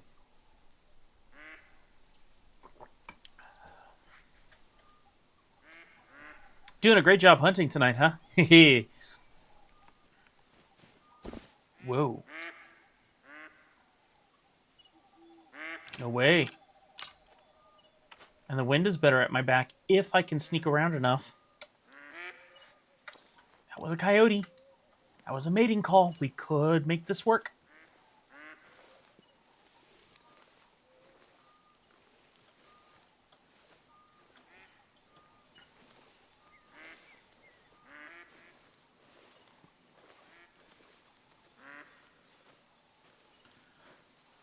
And it's not meant in any way disrespectful or anything at all. I mean, to me, it's actually rather amazing, kind of beautiful how different cultures work. I live in Montana, so the Native American culture is very prolific out here.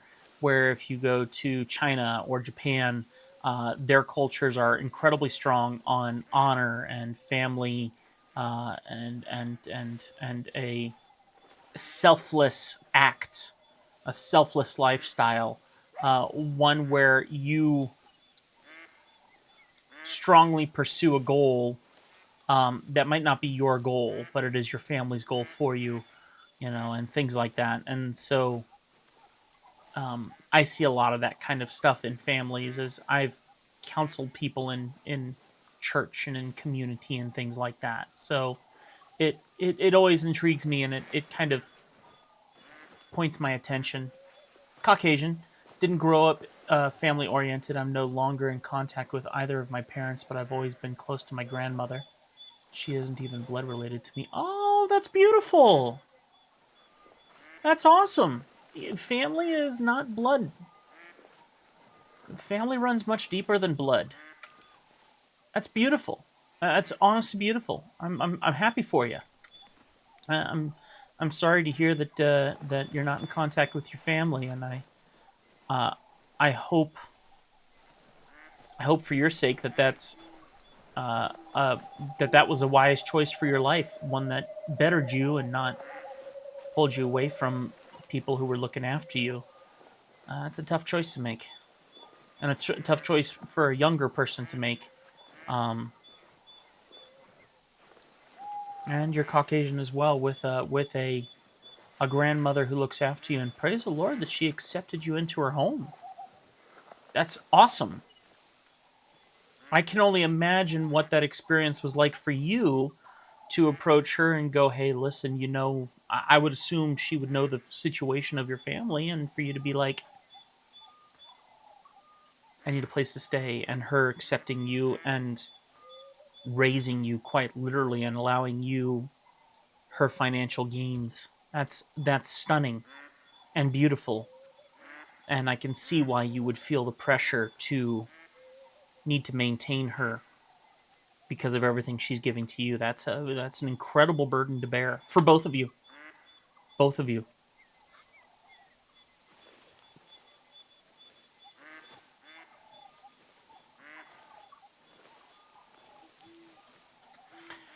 My mother chose to abandon me early on due to issues. I chose to break ties with my father because, as much as I always tried reaching out, it always fell on deaf ears. I'm sorry. That is our world in a nutshell right now. There are so many families without fathers. And being a male, I know me making statements like this um, don't have much weight, but a very key role in a proper family that's balanced is a father role, a father that you can look up to and respect. And it's incredibly important for people who are growing and maturing to have a father, a mentor from a male side to build their relationship on. And you're having to do that without that man in your life. Out of curiosity, is there any other man that you have found that has filled that need, or is your grandmother basically playing mom and dad for you? That's a awkward sound as we ask serious questions. I'm sorry though. I don't know how that feels. I'm thankful I don't know how that feels. To be rejected by a father and to watch your mother leave you, and I'm certain question in your own heart whether it was your fault or not, which I'm sure it wasn't. Um, that's a lot of weight to carry. I'm sorry. That really sucks. That really sucks.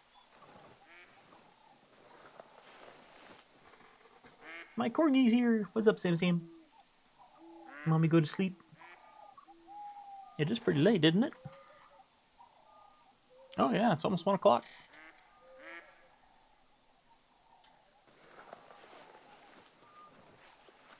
I promise, guys, I am playing a video game, but let me make this very clear. My goal on this channel is not so much about the game playing as it is about this. How you doing?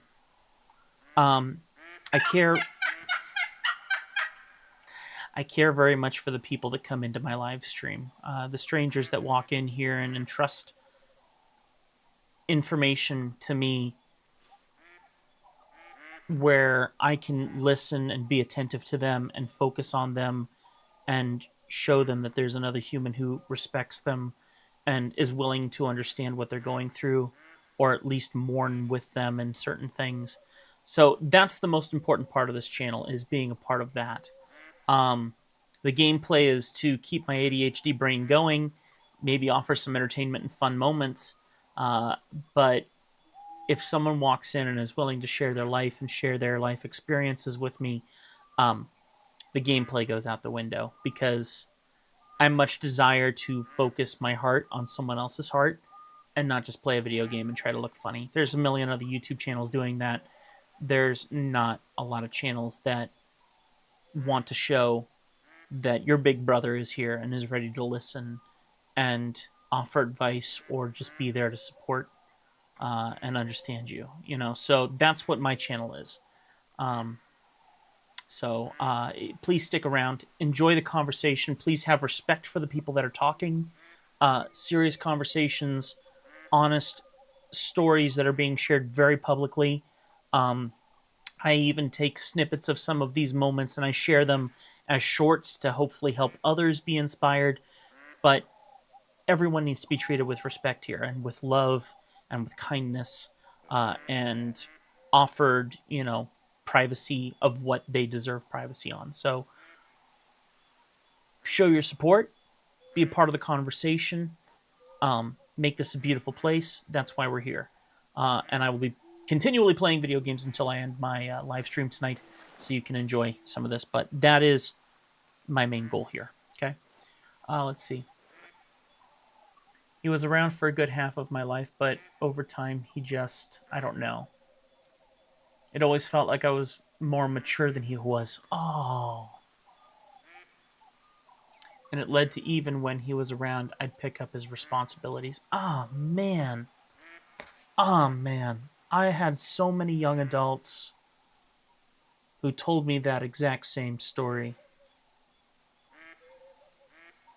The lack of maturity for the person who is supposed to be the key role for you, that is disgusting.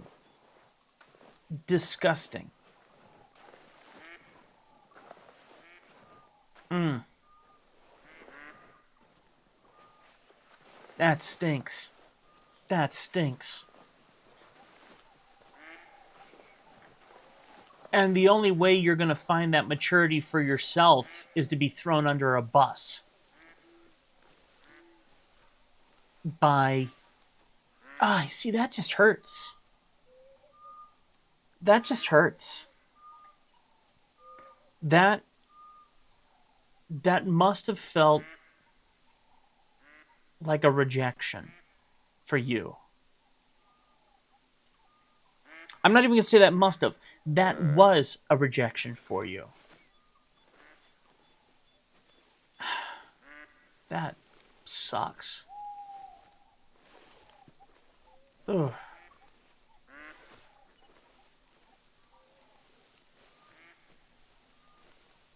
Well, listen, I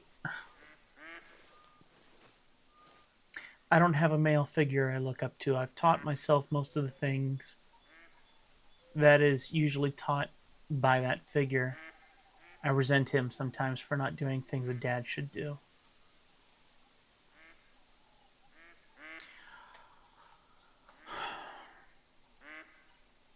My spirit is telling me to tell you that you're in a better place than you would have been without your dad.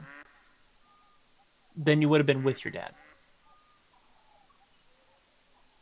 And there's going to be certain times that I might take back a statement and replace it with a statement. So bear with me if that does happen. I had that happen the other night where I was talking with someone else and learning a little bit about them, and I made a statement. I'm like, no, wait. That's not what I should have said. And I felt something else coming into my head that I should have said instead. So, and it's not spiritual or anything. It's just going through my mind, remembering past conversations with young adults and remembering some of the previous conferences and conversations I've had with people over my years and being like, no, this is a different scenario. This needs to be approached differently. And so bear with me if I end up doing that at all, but you're in a better place than you would have been if your dad stuck around. You are more mature now than you would have been now if your dad had stuck around. Um, and that's incredibly sad. I'm sorry. That's incredibly sad, and nothing a child should have at all. And now your past affects your future. Rejection from two parents, love from a grandmother, and I gotta admit, love from a grandmother that's not a blood relative, I hope shows you a rather extreme love that maybe you've never experienced before, where your parents' rejection doesn't show an unconditional love, but a love from a grandmother like you have now that isn't a blood relative per se, but still a part of your family. That's an unconditional love. And if you model yourself after her and the respect that I hope you have in her and that she, I hope, earns from you, um, I mean, that's a beautiful place to be. And it's not destructive, it's building up. You can grow from this for sure, and you have grown from this. You don't have a choice. You're going to grow from this.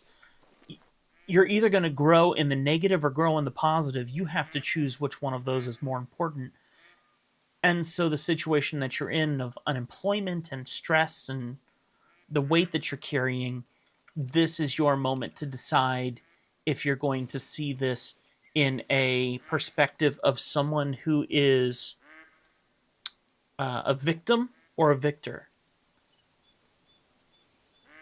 To me, it sounds like you've won a bunch of victories. Someone who's not won those victories would be sitting in very unhealthy relationships with people that would just be pulling them down. There will be things I will never be able to experience. Oh, I've always dreamed of going hunting or fishing or literally any activity with my father, but now I grow up knowing it's just not happening. Okay. Okay. This probably doesn't this probably doesn't match your story. ADHD people, one of the things that we do is if we have something that clicks in our mind as a story that helps us connect better, we share that story. So bear with me a half a second, because the other night I was playing this very game and someone came in who was very respectful and was asking me who taught me how to hunt. I have an amazing dad. My dad lives in Florida. I live in Montana now. We have a wonderful relationship.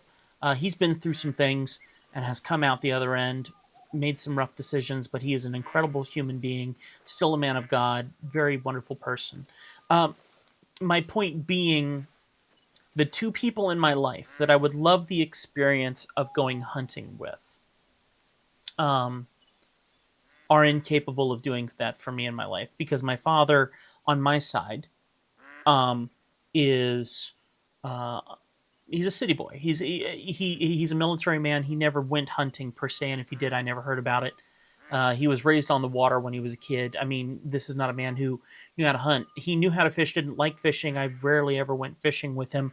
I always thought it would be cool to experience that with him, and I think I had that once when I was maybe 5 years old. Um, the hunting side.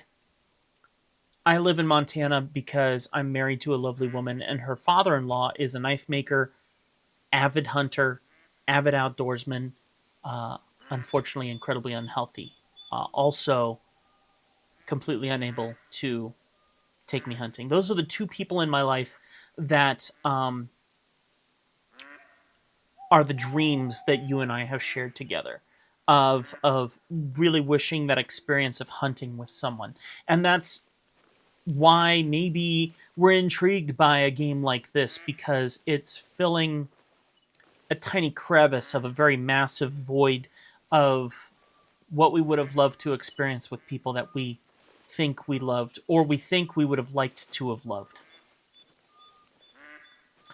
Um, so I connect with you there. I will take it one step further also and say that as I was sitting here a few nights ago and talking with these individuals, I started to cry and I started to fall apart, because I realized in that moment that there was someone in my life who I consider a friend who I really would love to experience that with. And I got out my phone, and for the next hour and a half, I tried to figure out how to send him a message to ask him if he would take me hunting. This is a not a close friend. He's a wonderful human being, someone that I look up to very much. I've stayed in his home with his wife multiple times when I travel for one of my caricature gigs in another city, a few hours away from here. And for some reason, when I think through the people that I deeply wanted to experience that with, I sat there and he came to mind, and I just started to cry. And then I fought like a little child, because the thing I wanted to ask him, and the way I wanted to ask him, I wanted to go to him and I just wanted to say, "Take me hunting." As a child talking to a dad.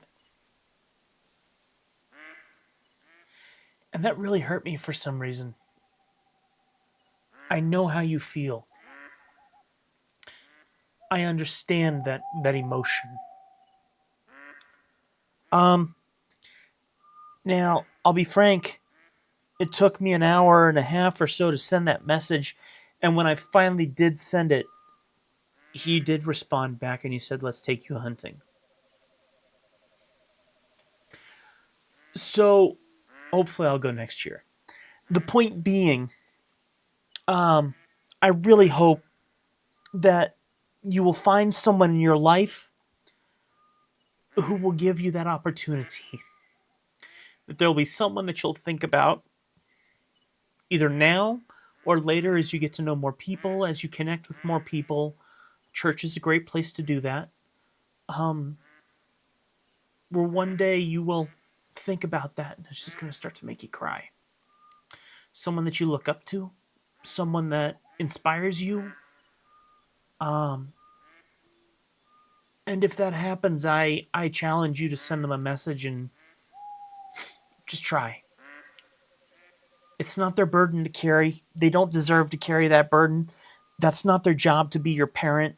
I understand that feeling of going to someone who doesn't deserve to carry that burden and asking them to carry that burden for you. But for some reason, he said yes to me, and I think that a person like that would say yes to you too. Um,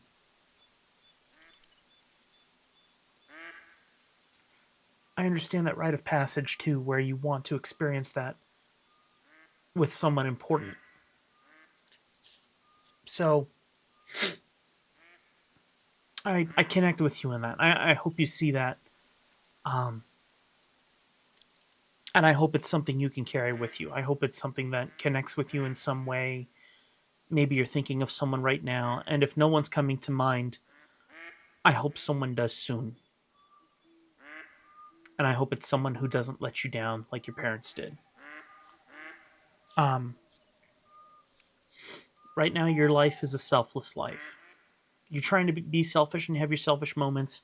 You're sitting here watching a video of a weird guy crying in front of you, playing hunting games, and hasn't shot a darn thing in the entire time that we've been playing this game. So, one thing, but um,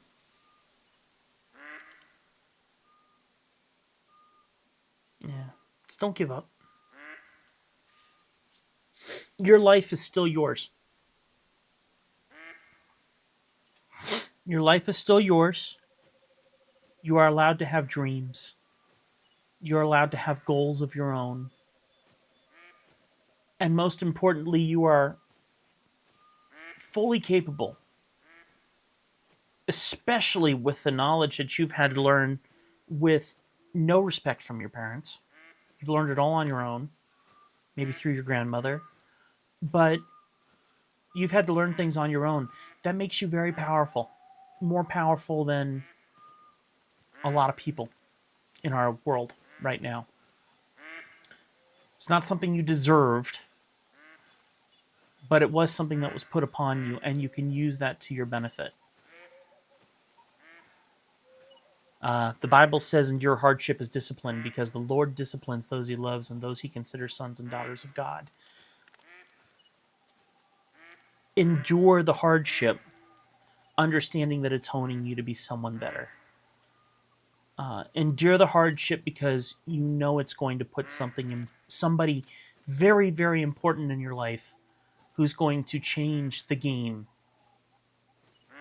for how you think about yourself, for how you think about others, and for who you want to become. And that person can help. So, yeah, just don't give up on yourself. Don't give up on yourself. And I hope that, I'm sure you've heard that from other people, but I hope it gives you a little hope in some way. You do deserve that hope. And listen, I'm sure you've made mistakes. I'm sure there's things in life that you wish you could do differently. I know you're not perfect. None of us are. I'm sure you can quickly judge yourself on a million things, as we all can. We're all messed up. We're all making mistakes. It's the nature of the world. That's how it goes. Just don't give up on yourself. You have value. Your grandmother would not care about having you in her home and paying your bills if she did not believe that about you.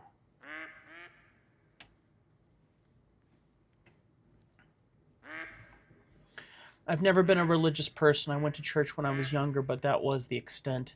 I had a falling out with Christ because I felt like I never understood him. That's fine. I get that. I get that.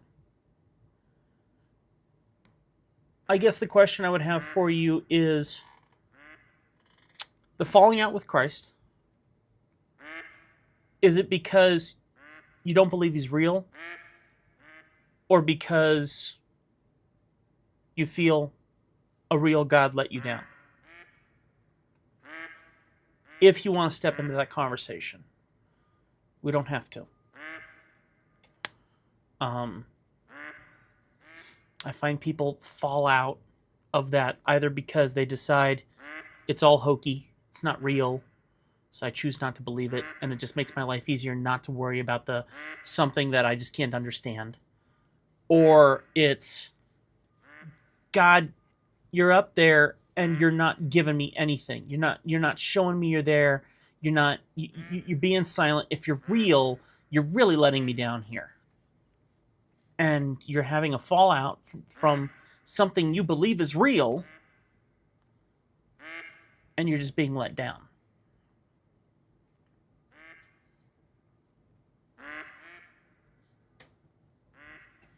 And you've been let down from a mother. You've been let down from a father. I'm sure you've been let down from friends and other family members. Because guess what? Your parents have friends and family that believe in them. And then because you're not with them, they probably don't believe in you either. So you're carrying the burden of a lot of people who have let you down. And this ultimate being who's supposed to be there to have your back, supposedly, he's not there either. So why do I care? A lot of people will then put that in a non-issue box and go, doesn't change my life. Yeah, he might be real. Meh. Non-issue. Trying to stay alive and help my grandmother and find where I'm going to get my next job. That's the now issue. You know? And I'm not a mince words kind of guy. I do believe that a person's first impression, unless you had to really think about what you were writing just now, usually your first words can have some meaning. And the thing that I see is that you use the word religious. And this is not being judgy or whatever. If you're like, oh, no, I could have used a different word. No, I get that. I find that a lot of people think faith is about being religious. That's what the world tells you. There's a lot of faiths out there that are very, very, very religious. I hate religion. I detest religion. Because my relationship with God is not about religion. It's not about following obligations and doing things in church and catechisms and mass and all that sort of stuff. First off, I would tell you not to seek out religion, because religion can point you at a bunch of different religions, and each one has a different God. Each one has a different purpose. Even one out there that says to kill all the other ones. They don't all match up. They all don't have truth, which means if you can't find truth, then what's the point of even trying? And that's the problem, because religion is not the answer. So if you're looking at it from this broad spectrum of religion, yeah, you'll never connect with it. You'll never connect with some ultimate being, because there's apparently, and I fully disagree with this, a bunch of ultimate beings out there, and you just get to have your pick, and one of them's gonna make you feel better, you know. And that doesn't work. You're obviously not feeling it right now. You're not feeling happy about that. You got a lot of stress in your life, and let me tell you, I got a lot of stress in my life too, and I'm a Christian. I believe in God. I believe in the one true God of the Bible. I believe that I'm going to hell. 100%. I'm going to hell. And I'm going to hell no matter what I do. I have no choice. I am going to hell. Because I messed up again and again and again. I mess up every single day. But the difference is other religions tell you to do good deeds, good deeds, good deeds, good deeds, be a good person, do good deeds, good deeds, good deeds. And hopefully, if there's this fictitious thing called heaven or whatever, if maybe you do enough good deeds, then maybe you'll get in. I can't live that way. I can't live in this maybe. I can't live in this state of what if. I'm getting bored of this. We're going to a different area of the map because nothing's happening here. I'm getting super bored. Not of our conversation, but definitely of this lovely little hunting ground. So let's go find something else to hunt. Let's go for a walk. So if you're going to believe religion, yeah, then don't. But recently I've felt this tug, like this urge to read the Bible, which I've never really felt before. Why? Why? Okay, let me just ask you why. What if you've never been a religious person, then why on earth would a random book, sure, it claims to be one of the most important books in the world, frankly, the most important book in the world in my belief, but why should that call to you? I'm selling you here. This is what salespeople do. They lead you down a line of questioning that then pushes you into a different line of thinking. This is purposeful. So tell me what your spirit is saying. And like I said, I'm not going to drag you any further than you want to go. I'm intrigued to hear what you think is calling you. And yes, I want you to read your Bible. I want you to find peace. I want you to find happiness. I love that there's something tugging at you. But what? Feelings are fickle. They're fake. They're not real. Emotions aren't real. Technically, you can control emotions. There's people out there in the world who don't need emotions to live. You know, they're perfectly fine without emotions. So all that stuff is fake. We can easily feel the tug and the pull. So what makes it different than reading another random novel that might make you feel better? Or a self-help book?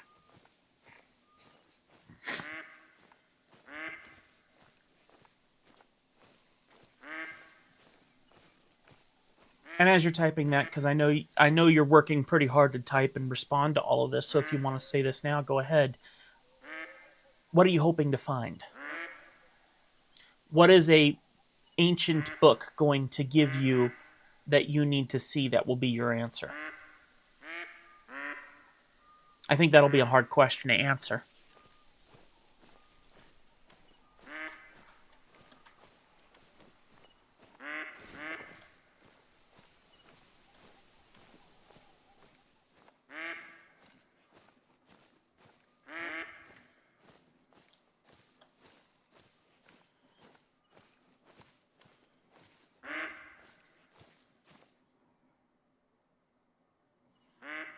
I got a really lovely shotgun. If I can figure out where these ducks are, I got duck meat.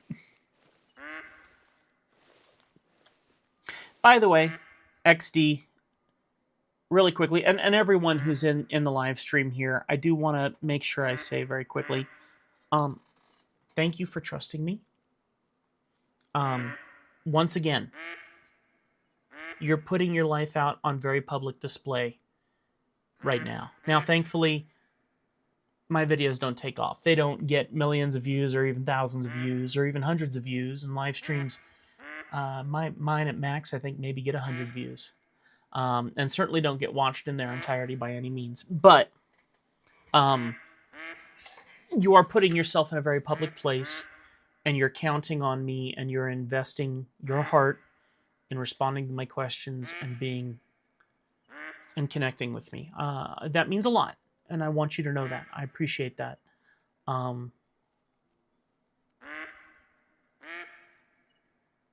Yeah, I don't have anything else to add to that except thank you, because that is a choice that not everyone's going to make. So I hope that I give you some help, some hope, especially, and your life is doing okay.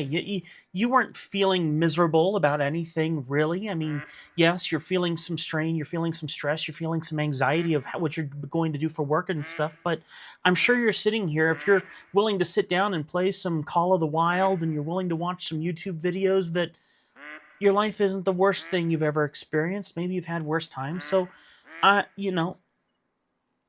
don't want to make light of the world that you're sitting in right now, that you're finding some joy in, I'm sure. You know, I'm not like, oh, you poor soul, let me nurture you. That sounds awkward, but you get what I'm saying. Um,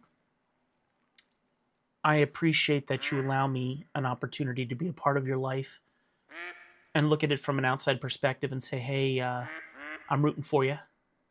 And I hope that, you know, if you want guidance, that I can offer some. If you want an ear, that I have too, that I can offer. And yeah, your heart has to be in the right place to receive anything. That's where I ask about the Bible and God. And if your heart isn't in a place to receive that stuff, then who cares? Now you're saying you're feeling a tug, and your answer is, I've never read the Bible, but I just feel like maybe somehow between the lines it might give me some closure or give me answers to questions. Okay, well, that much is true. Um,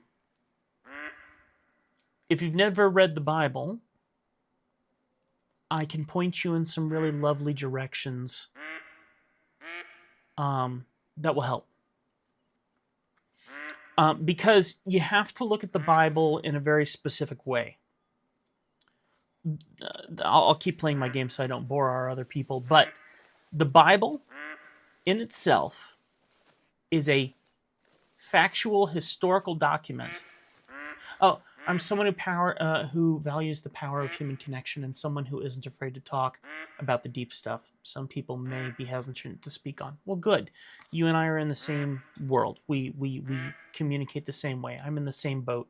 I literally go and have big conversations with friends, and then I go and I share them on social media, and my friends go, "Why would you share that? We had a conversation about this already. Did my opinion not matter?" And I go, "No, no, no.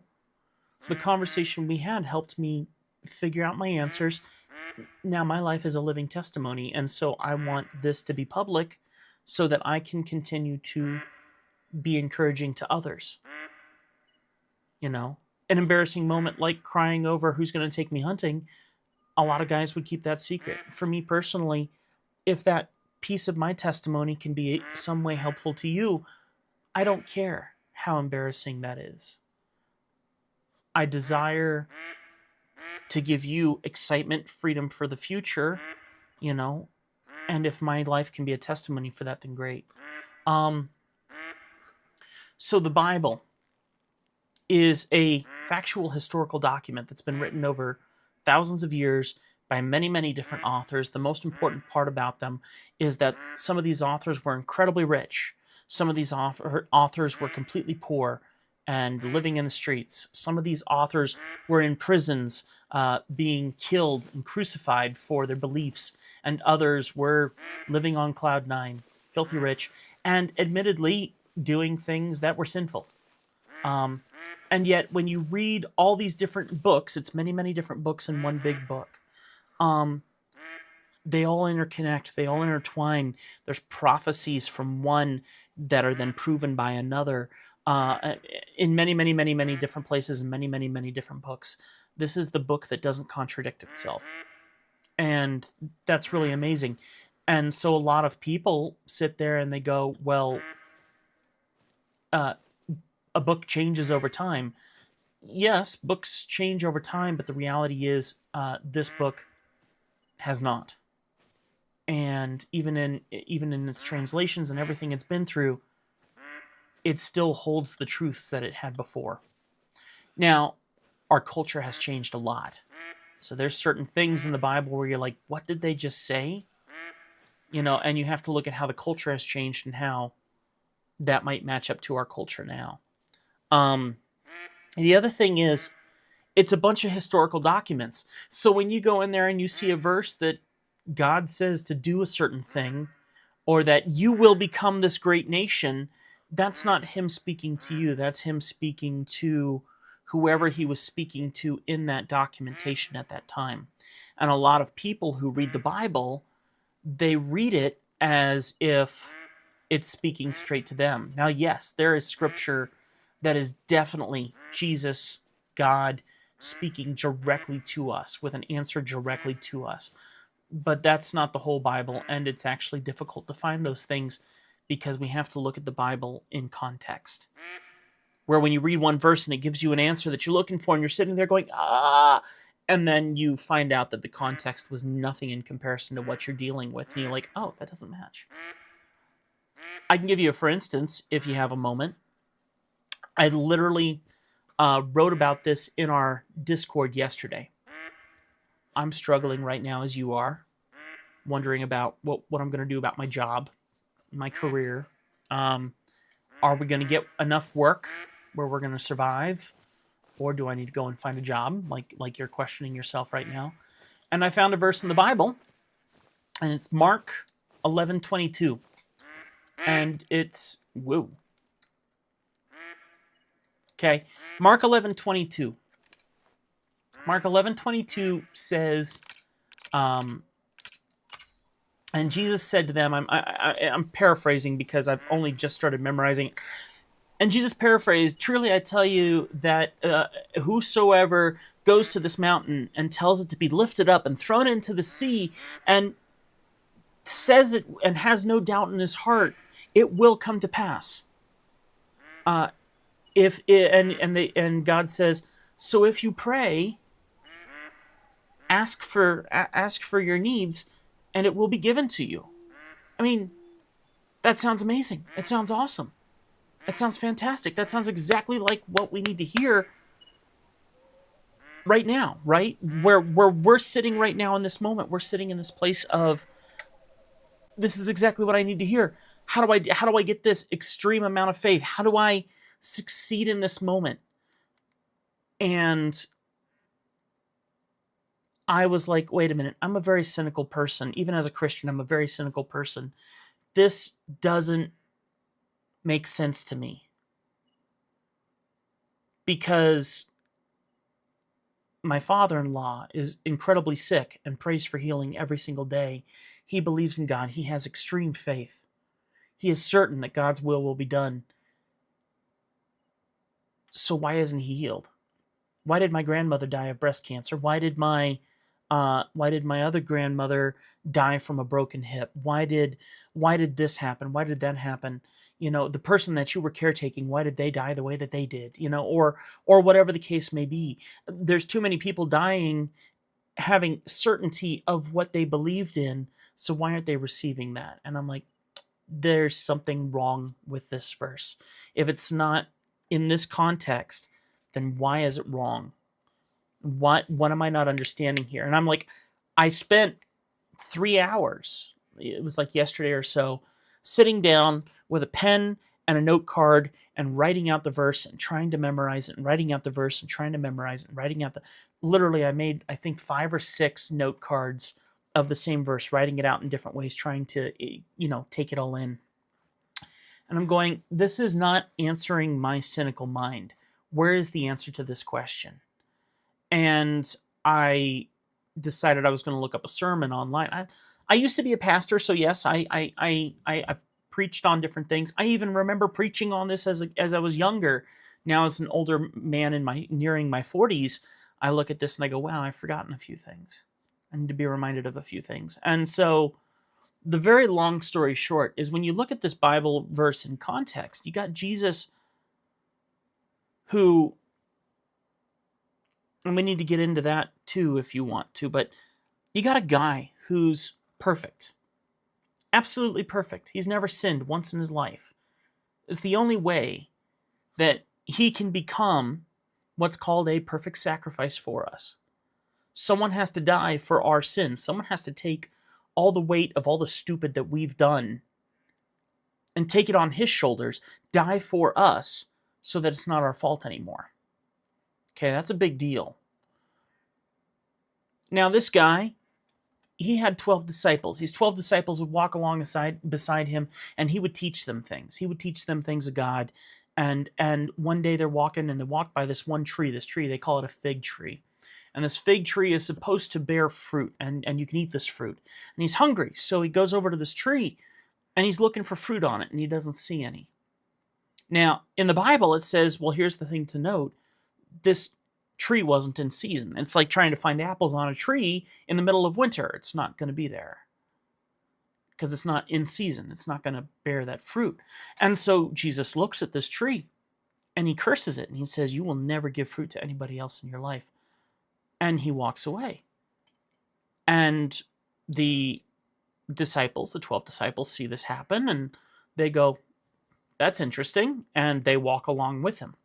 Now, they get to a temple. Now, in the Bible, Jesus is supposed to be the Son of God. When you go into a temple or a church, you are walking into what would be God's home.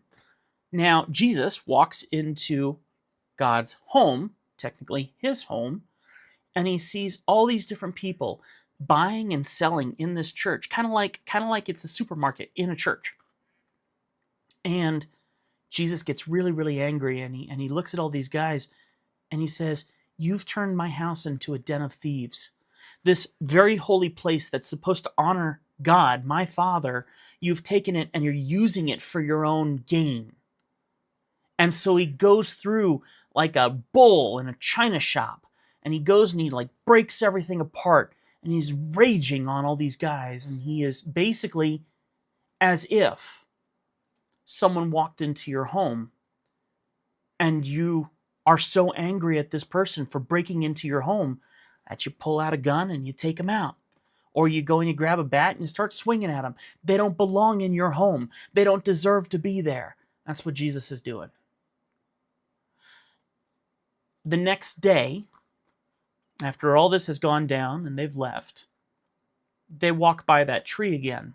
And one of those disciples, his name was Peter, he looks at the tree, and the tree had withered and turned to nothing. It was obvious it was completely dead.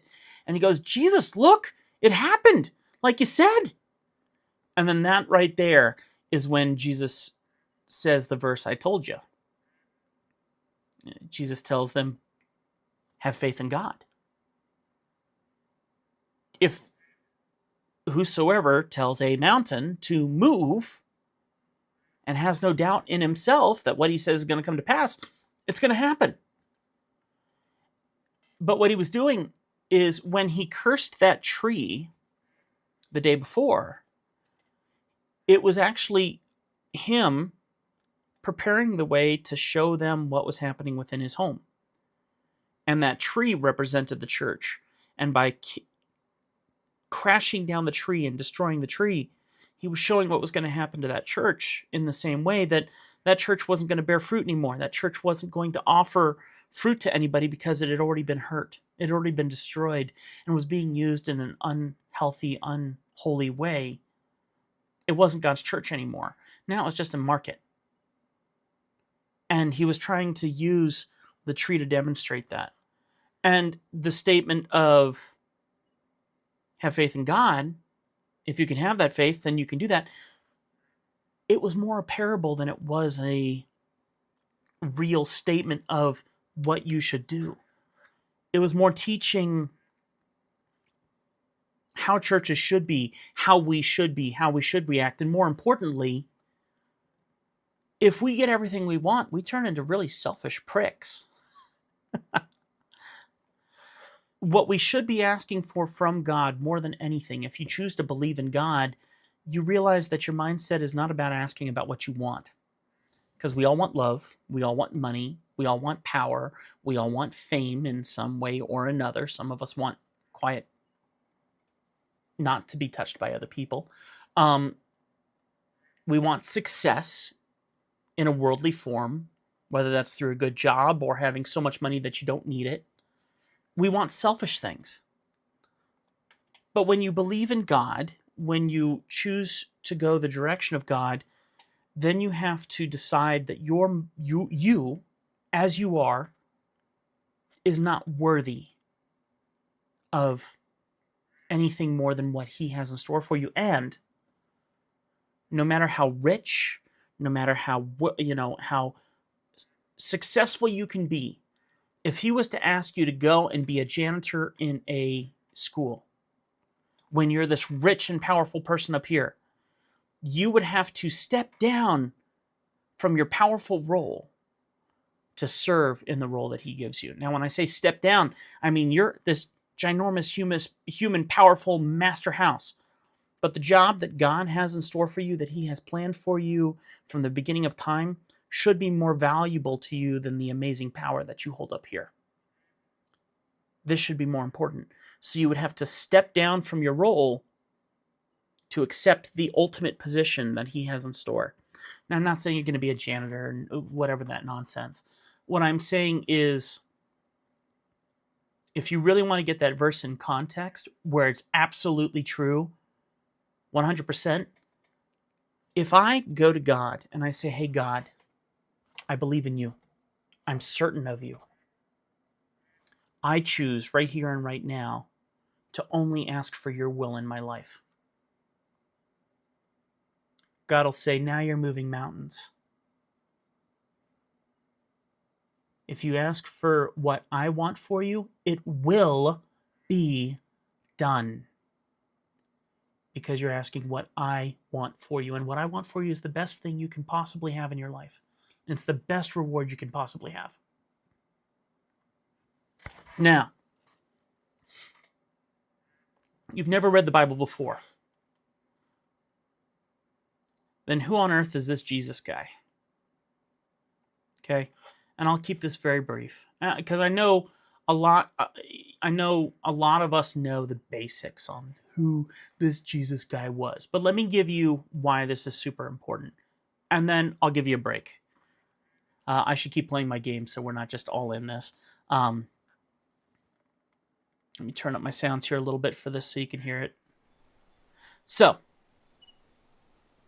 who is Jesus? I think the math is really simple. We're told that he's perfect. He is the Son of God, sent down to earth, born of a virgin, Mary, and is raised perfect his entire life, does not sin once. Now, here's the thing. Before Jesus came onto this planet, there was a system for how people would go and ask for forgiveness of God. They would need to go and grab a goat or a lamb, and it had to be perfect. No blemishes on it. The best of their flock, most attractive animal that they had, and the best of their fleet, if you will. And they had to take that to a tabernacle, to a church. And that lamb would be killed, and they would pray their sins over that lamb. And that death of that lamb, that sacrifice to God, was how they would be forgiven of their sins and how they would be given the opportunity to go into heaven.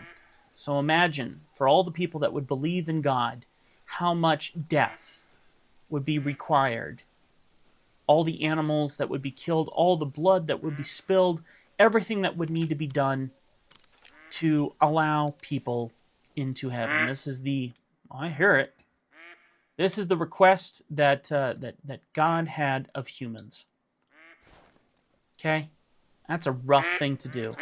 You're grabbing the biggest and the best of your flock, and you're allowing it to go away. When Jesus was born, there was a plan. That plan was put in place by God, and the basic premise, really easy, is that there needed to be a replacement sacrifice. And God prepared the way for that, because long before Jesus ever did that, God showed to someone how that was done. And I don't want to get too into the weeds. I'd be happy to tell you about it, but I'm gonna hold off on that for now. If you want to hear about it, this is just how I'm saying that prophecies prove themselves in the Bible. one thing becomes another thing, and they prove themselves. Where people in the past who saw this history and then see it happen now go, it's real. That kind of a mindset. So I know they're in here somewhere. So Jesus, he's perfect. The perfect lamb, the perfect sacrifice. No sin, doesn't deserve anything, doesn't deserve death, doesn't deserve rebuke, doesn't deserve anything. He is the Son of God. He's lived a perfect life. He's helped people. He's healed people. He's done miracles. He's made one fish into thousands of fish. He's made bread into thousands of pieces of bread so that he could feed a ton of people on the side of a hill. He's done miracles. He's done incredible works. He's walked on water. There's a lot of things that he has done. Nothing that would be worthy of killing him. Nothing. He never murdered anyone. He didn't do any kind of sinful things. He didn't hurt anybody. He healed. So there is no reason why this man should be killed. And yet, he's rebuked. He's beaten. Even though he's perfect, he's beaten. He's flogged. He's crucified, hung on a cross, and dies. Okay? This guy deserved none of that. At all. Oop, oop, oop, oop, oop, oop, oop, oop, oop, oop, oop. I missed. Oh well. So the guy dies, right? When he dies, he's sitting on this tree, sitting on this cross. He's dead. They got to make sure he's dead. The way they used to do that is they would take a spear and they'd stick it in the side of the body, and if blood and water came out of the body, that meant the person was dead because the body was starting to deteriorate. So they did that to Jesus. Blood and water. He was absolutely dead, guaranteed. So they took him off that cross. They put him in a tomb. And they wrapped him in cloths really, really tight, bound him up, put a whole bunch of, smelly goodness on him like they would do like a mummy kind of a thing. This guy would be wrapped up tighter than nothing. They put him in this tomb, ginormous stone. They put that in front of the tomb, and that's it. The end of the story, supposedly. 3 days later, you get a woman who walks down to the tomb, and the tomb is open, and the body is gone, and the cloths are still there in its place. You wouldn't be able to get out of those cloths yourself, but they're there. They proved he was dead, but he was gone. Now, Jesus has to be perfect to make up for our sin, and I'll prove that here in a second. The most important thing about all of this is that you have to believe it. If you can't believe it, there's no point. If you're feeling called towards the Bible, I want to give you direction on what you should be looking for as you start your hunt. Because this is not an easy thing to just start reading. This is a historical document. It's confusing as heck. So I want to give you some direction on what you should be looking for. But the basic premise is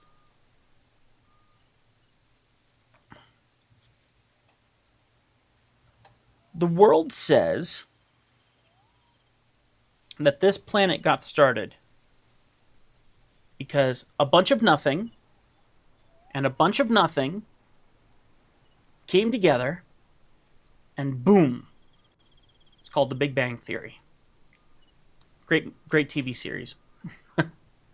The Big Bang Theory. Nothing and nothing came together and boom. They called it a primordial ooze.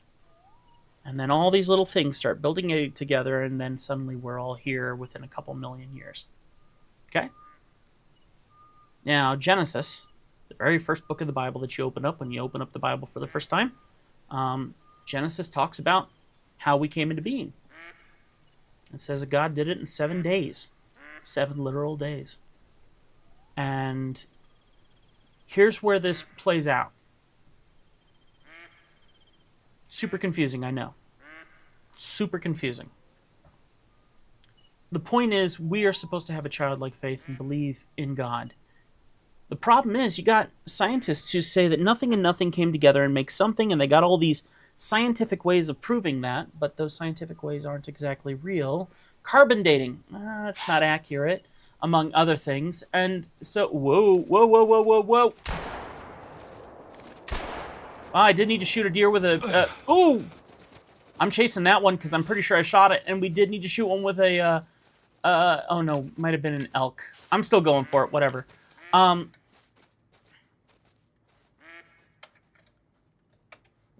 The world wants you to believe all these different things, but the reality is it's easier and more realistic to believe that there was a human, not a human, but a higher power that created us, not primordial ooze. If you take all the parts of a 747 airplane, a great big airplane that we fly on, you take them all apart and you throw them in a box, and you take that box and you shake it and you shake it and you shake it and you shake it. How long do you shake up that box until it becomes a 747, a fully functioning 747? It will never fully assemble into a 747, no matter how long you shake it. Millions of years? No, I think you'll be breaking pieces more than you'll be assembling pieces. Okay? So there has to be a builder, someone who builds the thing. So that's one of the proofs that there has to be something above and beyond us that is worth believing in. And that is God, and that is Jesus. And then you have to believe that God is perfect. He can't have imperfection in heaven. Hey, I did it. Look at that. Oh, you didn't even get to see it. There we go. Here we go. I got him. Her, sorry. And I shot her with a... Let's see how we did. Oh, that's a bad way to die. Oh, that's the second time I've done that today, shooting one right in the booty bung. Ouch. So, I want to do that again. Maybe not in the butt, but whatever. You got this perfect God with a perfect heaven. He can't have sin in it. Now, let's talk a little bit about what sin is. 10 Commandments in the Bible. In the book of Exodus, it talks about the 10 Commandments that God gives to the Israelites. It says, thou shalt not steal, thou shalt not kill, thou shalt not bear false witness, thou shalt not use God's name in vain, thou shalt not covet. And so there's 10 different commands. And the Bible says if you break one of these commands, you are completely guilty and you do not deserve to go into heaven, because perfection is immediately canceled out by one action of sin. Last I checked, I'm pretty full of it. And if we look at our life, imagine you're in a dungeon and you're hanging from a 10-link chain, okay? You're hanging on that very last link of the chain. You're hanging there, mid-sky, you know? As you're hanging from those 10 links, and you do something stupid, and you sin, and it's one of those 10 links, one of those 10 commandments, and it breaks. Are you going to fall? You're going to fall. Imperfection can't be allowed into heaven. So the Bible talks about God as a just judge. Okay, so let's go to the courtroom. Let's have you stand in front of God. God's got his 10 commandments here, and he's looking at you. And he goes, all right, XD. I'm a just judge. I can't have sin or imperfection in my heaven. So, have you ever stolen something? Have you ever used my name in replacement of a 4-letter curse word? Have you ever looked at a woman or a man and lusted after them in your heart? Have you ever coveted something that someone else owned? Wished you had it and just felt angry that it wasn't yours. If you say yes to one of those, then you are imperfect. And if I am a just judge and I must judge according to my perfection, are you innocent or are you guilty? And if your perfection is the only way that you can get into my heaven, should I let you into heaven or should I cast you into hell?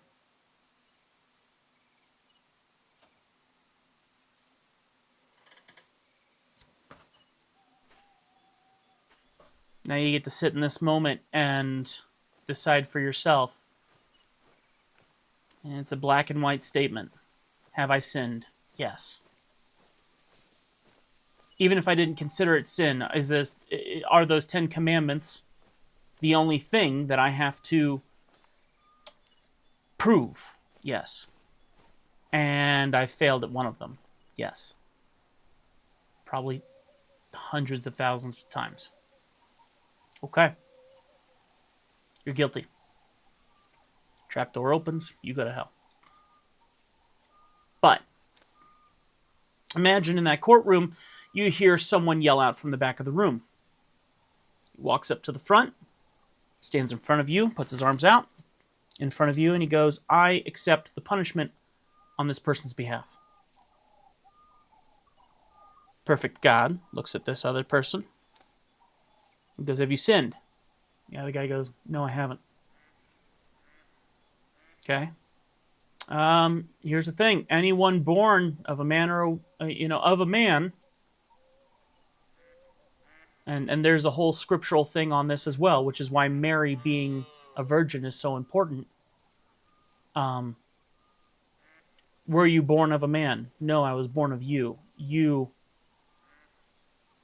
made a miracle and caused Mary to be a virgin, which means I don't have the original sin in my blood. Okay? So you're willing to die on this person's behalf. Yes. Why? Because I love them. You don't know them. I don't need to know them. I love them. I will take the punishment. Jesus is the sacrifice, the perfect sacrifice, the atonement, the person who takes your place in the courtroom and accepts all that on themselves, on him. Because he has taken all your sin on him, now you have a choice. You accept him, you walk free, but you live a better life, you strive to be a better person, knowing that you can't be perfect, but Jesus has you covered. Now you need to be a testimony for others and lead others to him, which is exactly what we're doing right here as I'm talking with you. And thank you for your patience. Or there's only one other option. And it's going to suck. Because it's eternal. And I'm going to use the word damnation. Eternal destruction, eternal pain, eternal agony, eternal torture, eternal hell. Not seeing your loved ones, not anything. Eternal punishment. How can any God allow that kind of destruction and terrible... Why? Why is that a thing? Because perfection can't come into heaven. But he's given you the answer on exactly how you can go to heaven. When you stand in front of God and he goes, why on earth should I let you into heaven? My answer to him will be, you shouldn't. But your son has accepted my punishment. And I have asked him into my heart. I believe that he died on the cross so that I can live and come and be with you one day.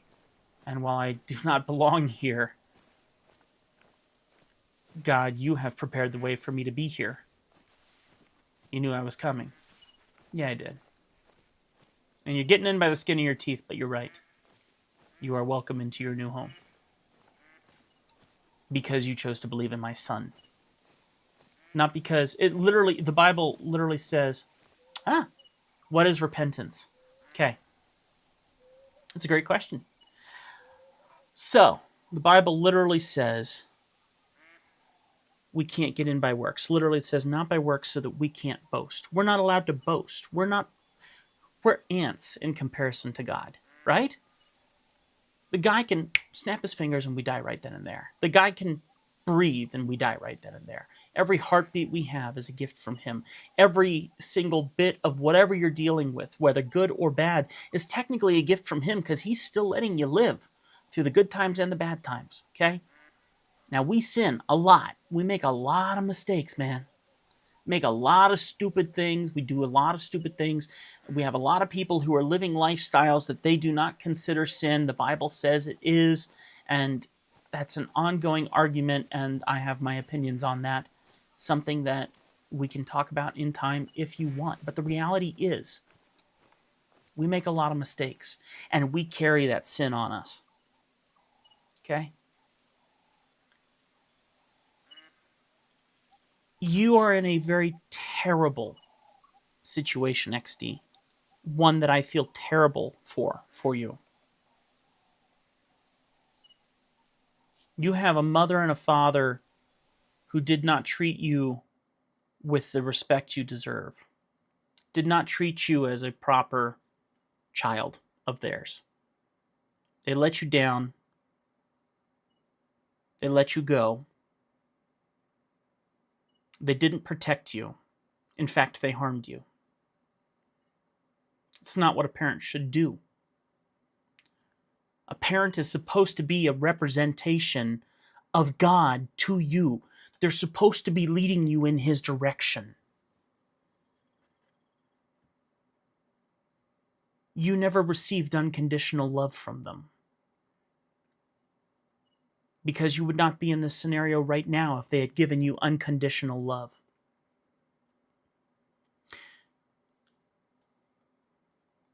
I think if you did something that you knew would deeply hurt your grandmother, you would feel very deeply in your heart a need to go to her and apologize. That is repentance.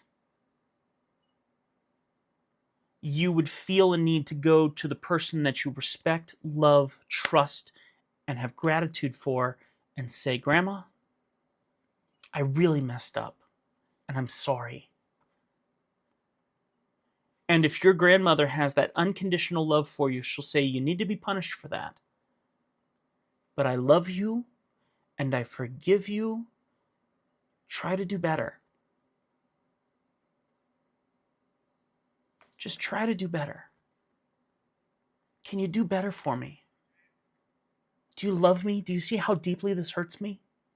To see you do something that you shouldn't have done and see how deeply I tried to lead you away from it and tried to send you in a direction that would be better and healthier and more meaningful for you.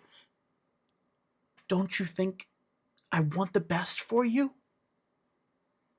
Can you make a better decision next time, XD? Can you make a better decision? Can you think about this before? Because you've hurt me, you've hurt our family, you've hurt us from the decision that you've made. Can you do better next time? I can try. That's all I'm asking. That is repentance. The more you read the Word of God, the more connected you will become with God if you take it seriously. The more you will feel the actions that you do in a selfish way that are sinful, you will feel the weight of them more. Being a Christian is not easier, it's harder. It's more fulfilling.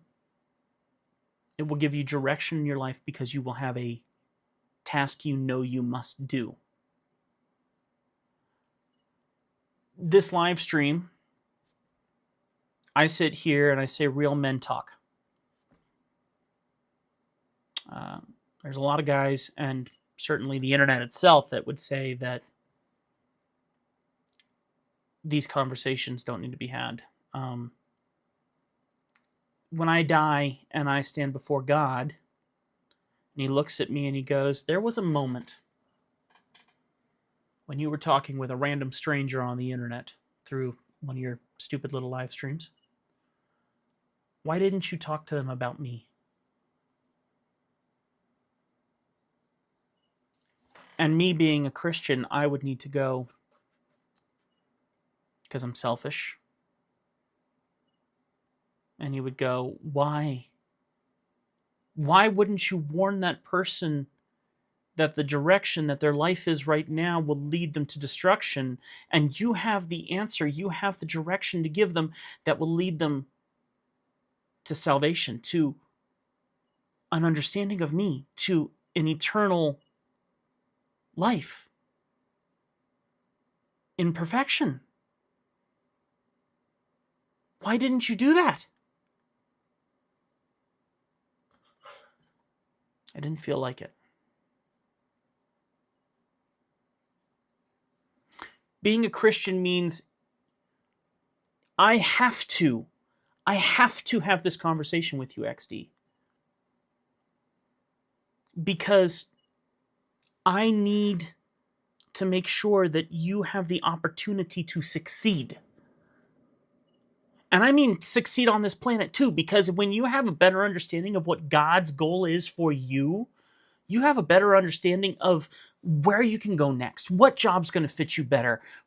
And actually, God will help you line up a job that's going to be more enriching, more rewarding, or put you in a situation that is going to suck, but it's going to be the learning experience that will make you better for the next opportunity. I've had some really miserable jobs that I know that God sent me to that were really stupid. But everything I learned in those jobs have created me to be this person now. And I know that was all part of God's plan. I'm certain of it. There was not a shadow of a doubt in my mind about that. Christianity sucks. But there's nothing like it. There's certainty when you choose to believe in an unbelievable God. The unbelievable God. Because you can go to Buddhism, you can go to Catholicism, you can go to mosques and all these other religions, and they'll each give you a very similar conversation as I'm having with you and seem very certain of what they're saying, much like I am.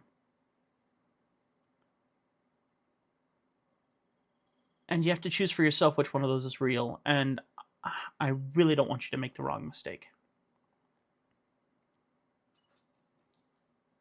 Like I said, certain religions believe that other religions should be destroyed. Certain religions believe that you must do good deeds over and over and over. And yes, you should do good deeds. The Bible literally says, I'll show you a faith without good works, and you show me good works without faith. And each one has a meaning. We need to be doing good deeds. This is my good deed for the day, is talking to you. And I hope you're having as good a time as I'm having talking with you. The reality is, though, when you choose to believe in God, and when you choose to accept Him in your heart and say, hey, God, I'm ready. Let's do this. I'm imperfect. I'm not going to come to you as a perfect person. I got so much messed up in my life. I shouldn't be even talking to you right now. I don't deserve this. I don't deserve any kind of help here. You should just kill me now. Because I'm never going to be perfect. I'm never going to be good enough.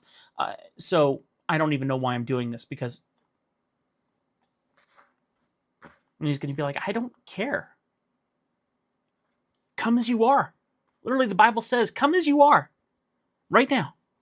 I want you as you are right now. I'll work on you. I'll build you up. I love doing that. I love teaching you. I love instructing you. I love giving you success. I love showing you that I am God.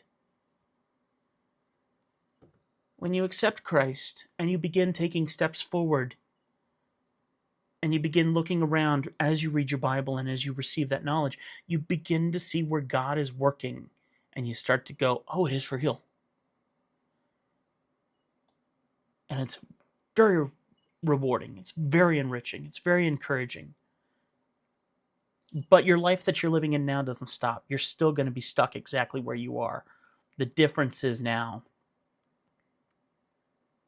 is you can pray to God and go, please help me. Where do I go? And in reading the Bible and in prayer and just sitting and listening to silence, there's certain times when you'll just hear a voice come into your head. Maybe. That might give you a little direction. Maybe.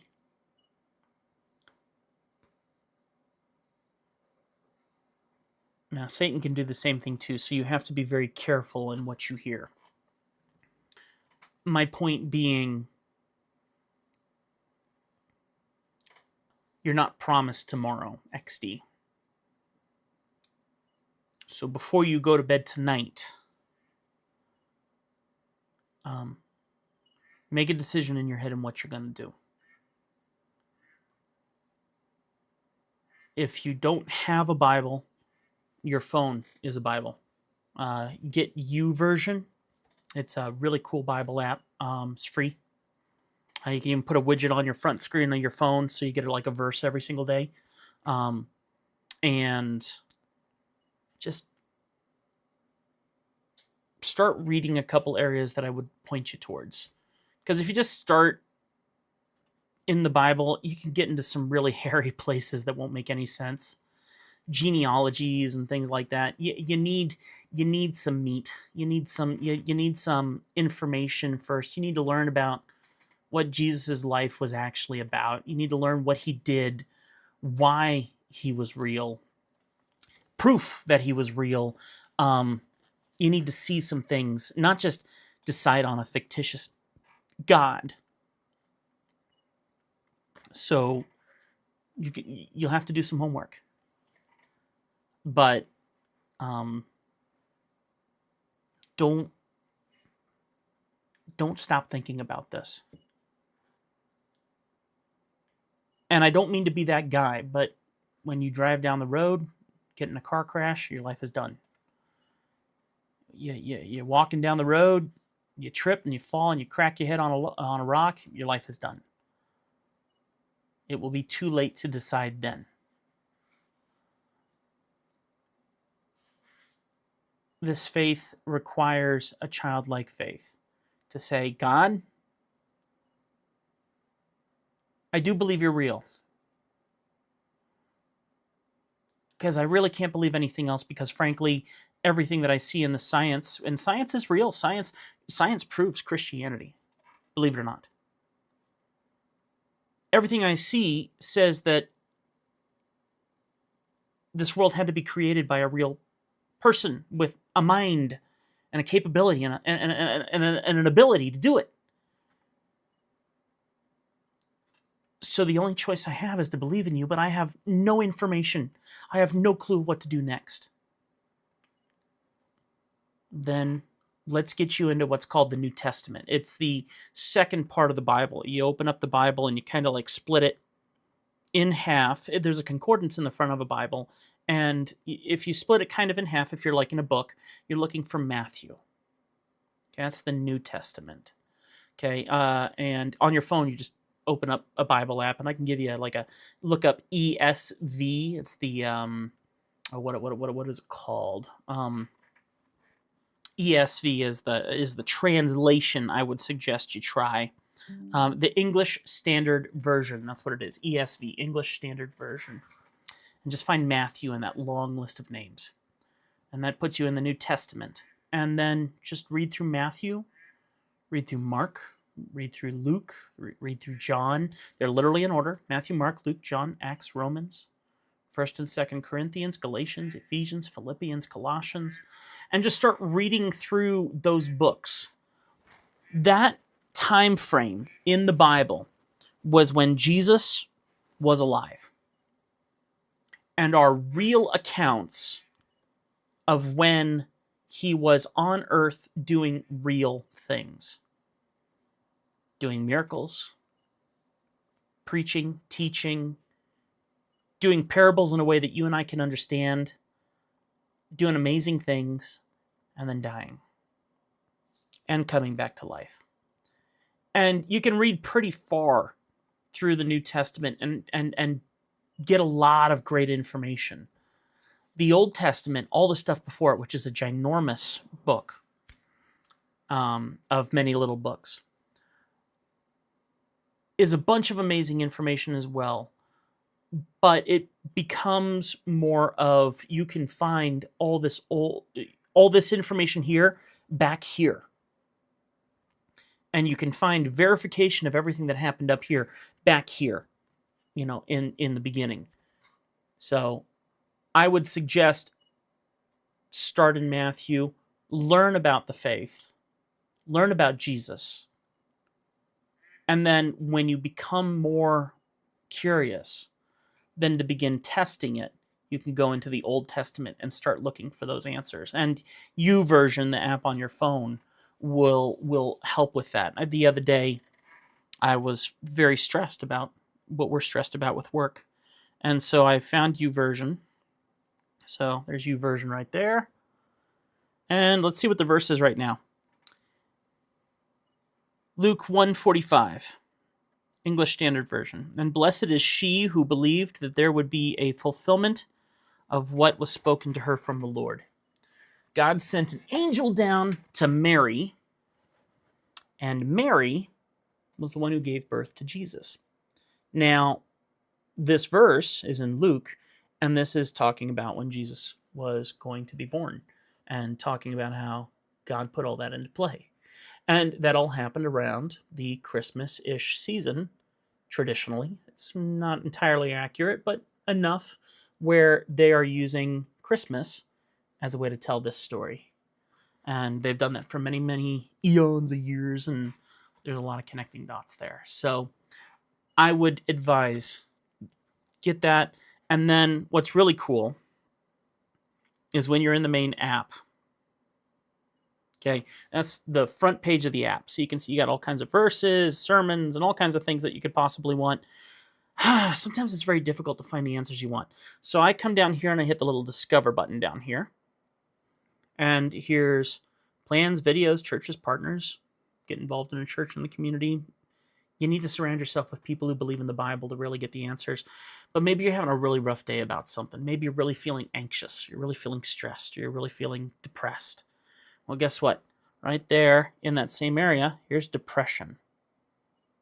Oh, there's verses on depression. Psalm 34:18. This is from the Old Testament, but Psalms is a very cool bunch of books. They're basically songs written by a guy named David in the Old Testament. The Lord is near to the brokenhearted and saves the crushed in spirit. You might be feeling a little crushed right now. And God says that He keeps His promises. That's a promise that He will say directly to you. He'll keep that. Casting all your anxieties on Him because He cares for you. 1 Peter 5:7. And then they got little tiny messages from people and stuff like that on each of those verses and things like that. So you can find answers to some of the stuff you're dealing with. Temptation. No temptation has overtaken you that is not common to man. God is faithful, and He will not let you be tempted beyond what you can handle. 1 Corinthians 10:13, that's in the New Testament, a promise that He will keep. So, if you're intrigued, more importantly, if you are concerned, if God has put you in a place right now where you feel uncertain and you feel a strain about all of this, and you're like, if you're sitting here going, yeah, okay, then you're not ready to receive this. But if you're sitting here and you're going, that tug's getting worse, then you got to take it seriously. Because I want to see you in heaven one day. I want to meet you in person one day. One day you'll get up there and you go, hey, that XD Crypt guy? Yeah, that's me.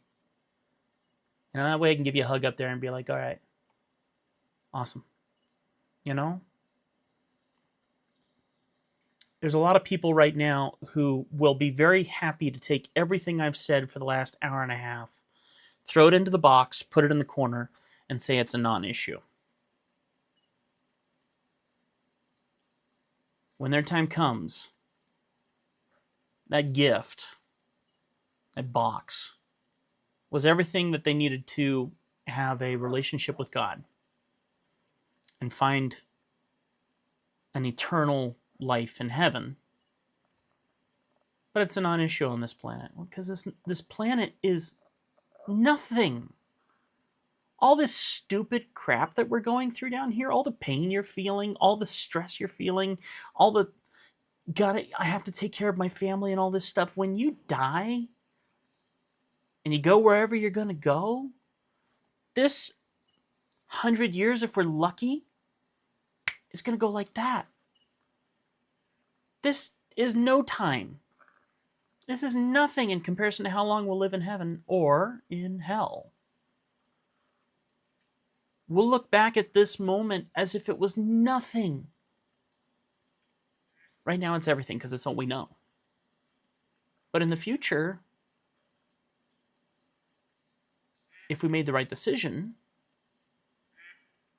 we'll look back at this as if it was nothing. All of this was a breath. And yet there's a lot of people who want to look at this moment, this breath, and they focus on it like it's everything. I do too. I would love to be a celebrity. I would love to be a star. I'd love to be known in this world. But literally the Bible says we're not of this world. We're supposed to be separate of this world. We're supposed to be different than this world. Which means we have to look beyond it and see the rewards past it. And then realize that really the short time that we have here now, it's more important that we have these talks. And we hopefully help people change their lives versus living in this very short moment and watching a lot of people not receive the information they need to make a right choice.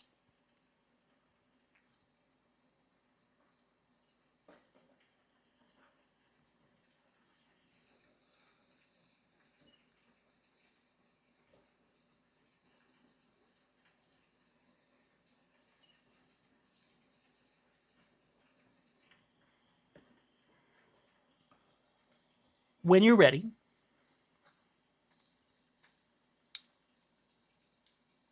there's something called the sinner's prayer, and it doesn't matter. You don't have to say a very specific prayer, but here's what is the start of your next steps going forward. Okay, sinner's prayer basically is kind of the instructions of what would be the right direction to say. But God's not going to be like, you said it wrong, you're going to hell. No. This is a decision you only make once. You don't need to pray this every day. This is something you only do once. And you're welcome to pray along with me if you want. I'm going to act as if I'm praying. I did this back when I was 11 years old. And it's simply saying, hey, God, okay, let's go. Let's go. So it's up to you if you want to follow me, or it's up to you just to kind of get a gist of it and remember it for when you're ready. I'm happy to take the step with you. Okay? So prayer is, Dear Jesus, I believe that you died on the cross. I believe that you were brought on this earth to be a perfect sacrifice for me, so that all the sin that I've done and will do is on your shoulders. And I know it's my job from here moving forward to honor you with my life, to represent you, make wiser choices, and to show others who you are through my actions. So, Heavenly Father, I choose right now to take that first step. I am imperfect. I do not deserve your salvation, but I ask for it in the name of Jesus Christ. For his death on the cross, through his burial, through his resurrection coming back to life. I believe it is real, and I look forward to learning more about it and finding that to be true. But right now I take a step in a childlike faith. Please hold me to this. Hold me accountable to read and study and find that truth. And to find people who can help me find that truth. And though I might not know you well yet, I love you. And I will treat you with that respect when I need to come back and ask for forgiveness. Whatever sins I have done up until now, I ask for forgiveness for those things. I ask you to make my heart clean, start me with a fresh slate, and give me inspiration and desire to learn more about you quickly. And the Bible says, I'll write your words on the tablet of my heart. I'll memorize verses that will help me make better decisions when I fight against Satan, the guy who's out to get me and cause me trouble. I'm excited, Lord, and I'm ready, and I'm scared. But I believe that you'll show me the way. And I pray this in your name. Amen.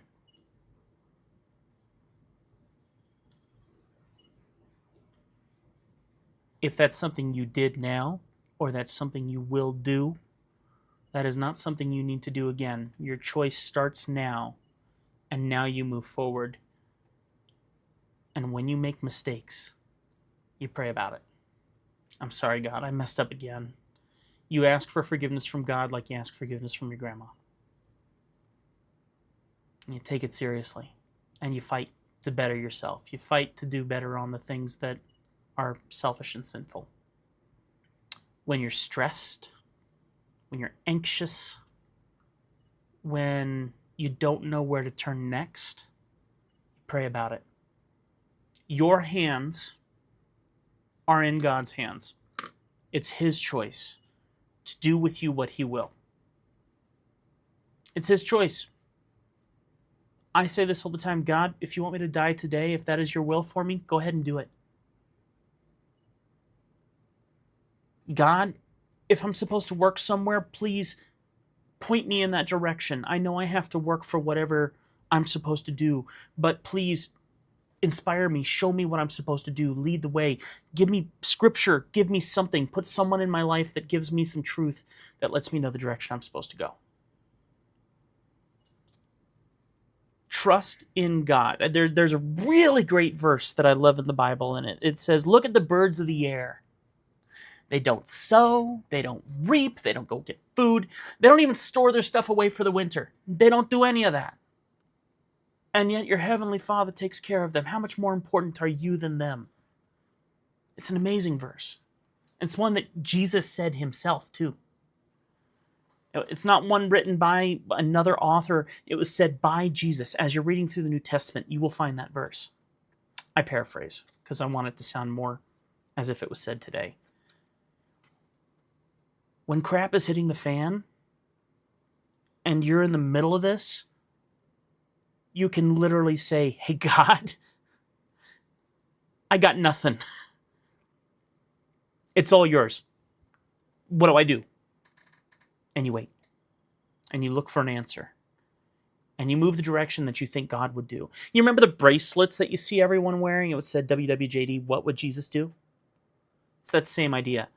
What would God do in this situation? What would God do in this situation? What would God do with this employment situation? What would God do with my grandmother, with my family, with my parents, with my uncles and aunts and cousins? And what am I supposed to do? How am I supposed to talk to them? What would Jesus do? And you'll find when you can learn to take all of that and put it on God and go, this is not my problem. Because you're going to direct me. So here it all is. And you can remember to push all those cares on him. Literally another verse in the Bible, put your cares on him. You might find a little bit of peace. because it's not you anymore. You're not battling alone anymore. Okay? So I hope you don't make light of tonight. I hope that you see some. I hope you feel something. I know. I just hope you feel something. I hope you sense an opportunity and you run for it and you dive in.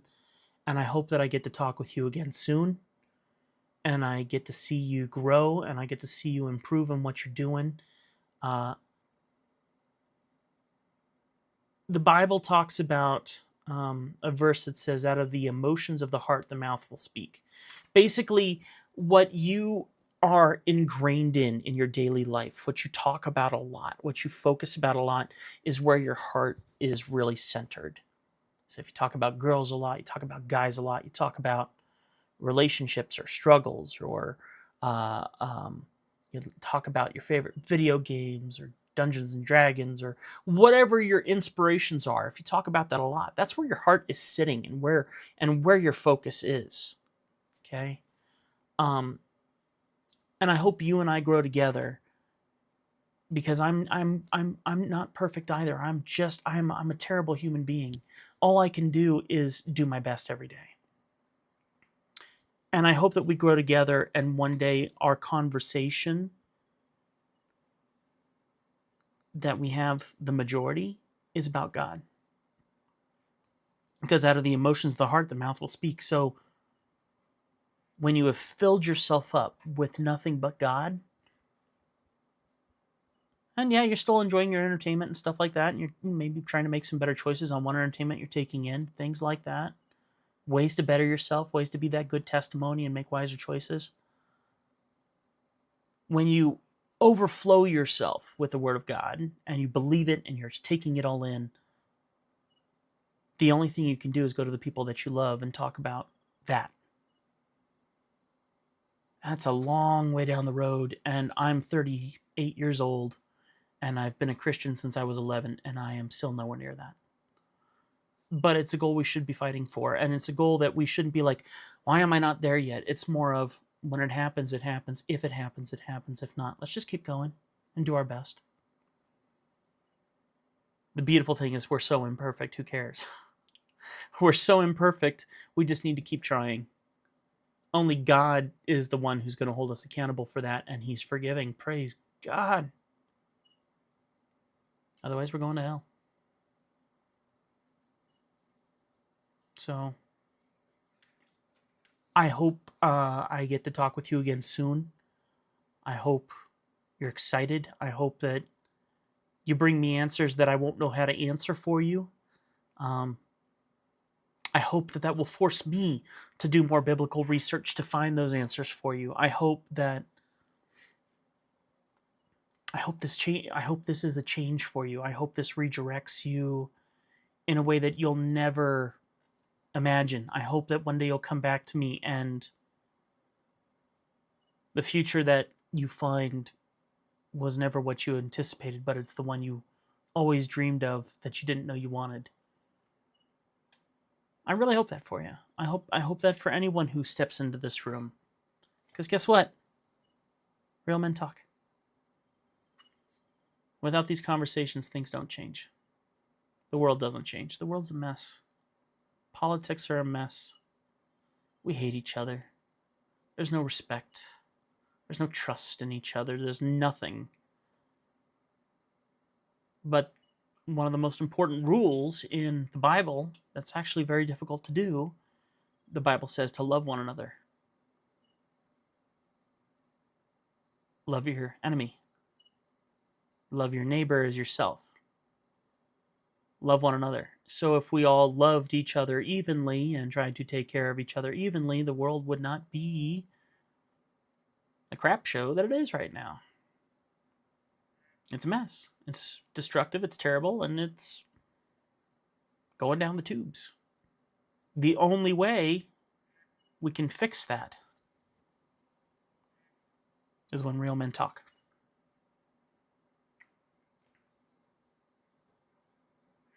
So I hope it helps you. I look forward to hearing about your next steps. I look forward to seeing you succeed.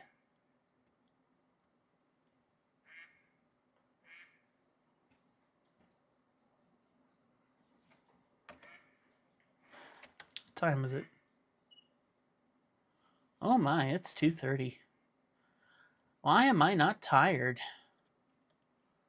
I should be out.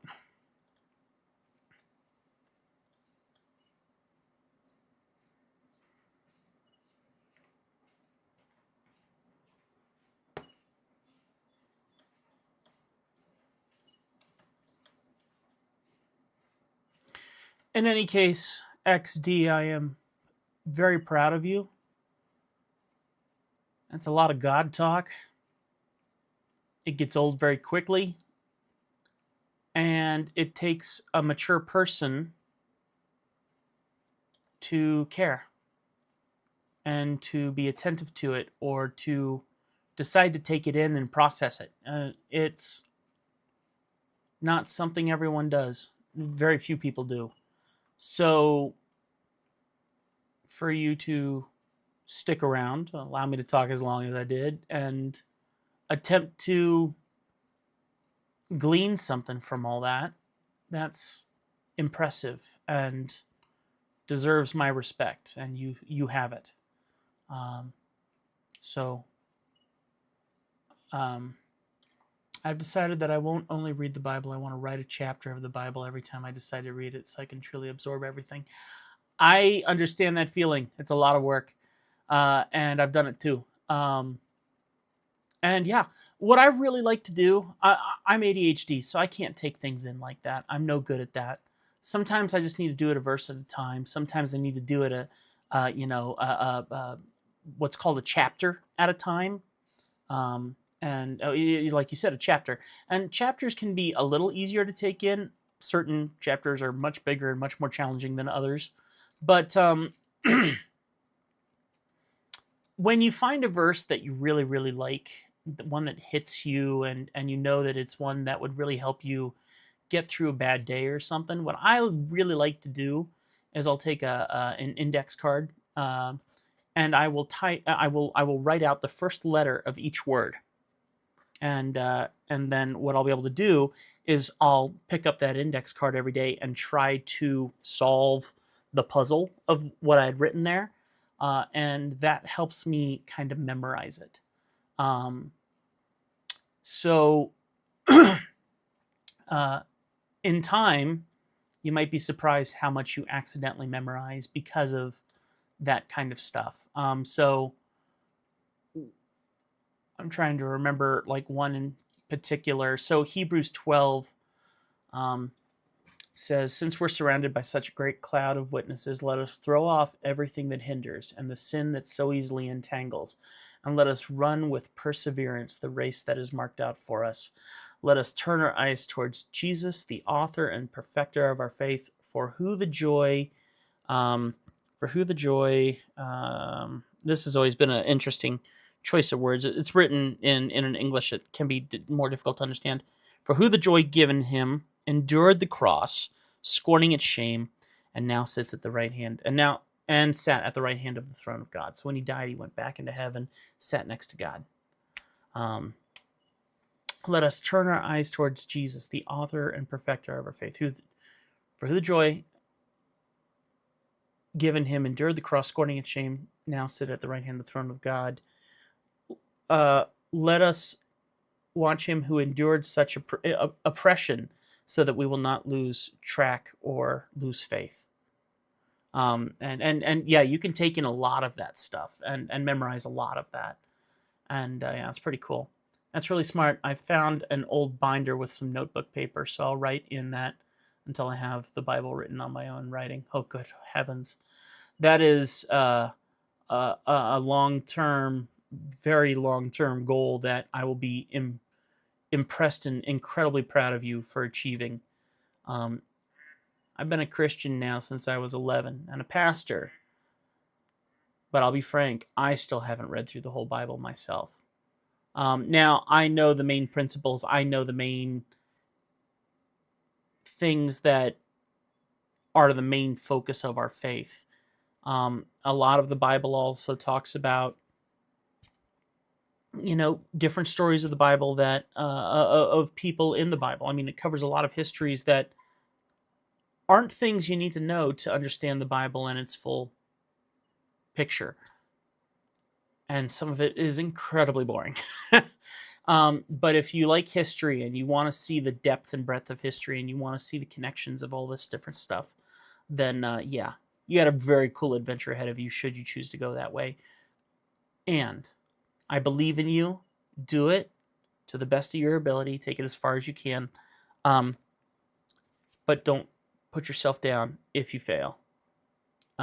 Because what you're choosing to do is not the way to heaven. The prayer that you would pray, have prayed, will pray, that is your way to heaven. And then living and showing people God in you, proving that you have accepted God into your life by living a godly lifestyle, that is how you get to heaven. Not works, not doing good deeds, not none of that. Just filling your life up with God and allowing God to do what he's going to do. You believe that Jesus died on the cross, you believe that he came back to life. That's the biggest thing. And then prove it through your actions to others so that others are, if I'm sitting here smoking a toke or whatever and drunk off my head, and you really you really you really should, Jesus is awesome, man. You really you just got to get him in your heart, man. I mean, it's a must. I mean, are you going to pay more attention to that person? I would, because that's hilarious.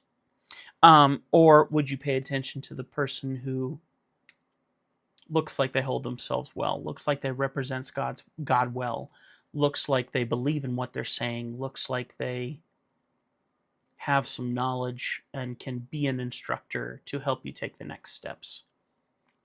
Would you get into an airplane with someone who, you know, just did some drugs and looks like they're about to fall over and they're your pilot to fly you home to see your grandmother?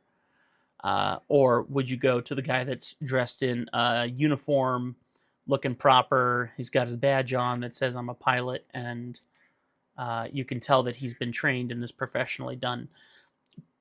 We have to show ourselves as strong Christians, and we have to learn why our faith is the true faith. Because when all these other really amazing faiths that have really amazing people in them come to you and they go, no, yours is fake, mine's real, here, let me show you why, you need the information to tell them why yours is correct over theirs. That can only be done with your personal research. That can only be done with your personal beliefs, and that can only be done with a lot of time, a lot of patience, a lot of endurance. And that's what I don't have. But I do know that I believe in God, and my imperfection will still be allowed into heaven, because I've been forgiven. So where I fail, God stands strong. So when you fail, God stands strong, and you'll be okay. If I find out you're beating yourself up because you've put too much on yourself on day one of trying to choose God, we're going to have another talk. Okay? Just understand right now that you have a father that you've never had before. God is your father. He always was. But accepting him means your earthly father does not matter. And obviously you already know that, because you had to make some really difficult choices. But you have a heavenly father who is looking out for you and has always looked out for you, who is way better than the earthly father you have. And with his direction, you're going to be okay. Okay? It's really, let's see, absolutely, this is for me. I want to hold myself accountable and keep myself on track to heaven so that when the day comes, I can stand before him. Cool. Cool. Just do your best. If you have questions, let me know. One thing that I would suggest personally, um, I'm not a great answer of the Bible. I have taught for a long time. I can give enough knowledge, but there's a lot of amazing people that you can learn from on YouTube and things of that nature. A lot of great answers that you can get. But I have a Discord, and I think you might have been here when I mentioned it earlier. Get on the Discord if you haven't been on there yet, and go into that prayer section. And don't be afraid to share. I'll keep an eye and try to be there for you as best I can. My dream is that this place would fill with conversations like this from people who aren't me, where I can answer some questions, but I can be the entertainment while we build something beautiful here. And I've had this YouTube channel for forever, and I've played games here for a long time. And recently, I just have not had the capability of editing my videos the way that I used to in the past, and so I've had to lean on live streaming. And games are hollow. They don't serve a purpose other than for some basic entertainment. And I sit here and I go, this is not the fulfillment I am supposed to be doing as God's son. So what am I missing here? And then that's when I had a conversation with someone else the other day, and I'm realizing, oh, I could be playing video games and actually having some God conversations. And even if I'm not having God conversations, I can be the big brother. I can be the big brother, and I can give some advice, or I can listen and be attentive to someone and show them that they're not alone, and give them something that there were times that I did not have. And that seems like that would be a God thing. And so far, I feel like there's some truth in that, and so I'm kind of excited about that. So thank you for joining. I do see that. So I am not your ultimate answer. Please understand that I am not your ultimate answer for things. I won't be able to answer all your questions. And I won't even be able to be available to you all the time. I really don't know when I'm on, when I'm not on. I wish I could say I get on every single day, but ADHD and daily life throws us for loops. I might have to go get a job, and this whole thing changes like it's done so many times before. Do not count on me for your truths. Find them around you. Consider looking at churches. Consider looking for other people that can be the inspiration that you need. I'm here to the best of my ability, and I promise you the best of my ability is not enough to help you take your next steps. You will need to surround yourself with some good people over there, because in Genesis, you got Adam and Eve. Okay, they're the first people on this planet, created by God. Now, God had a bunch of angels with him, and those angels, some of them decided that they didn't like the way God was doing things, and so they split up.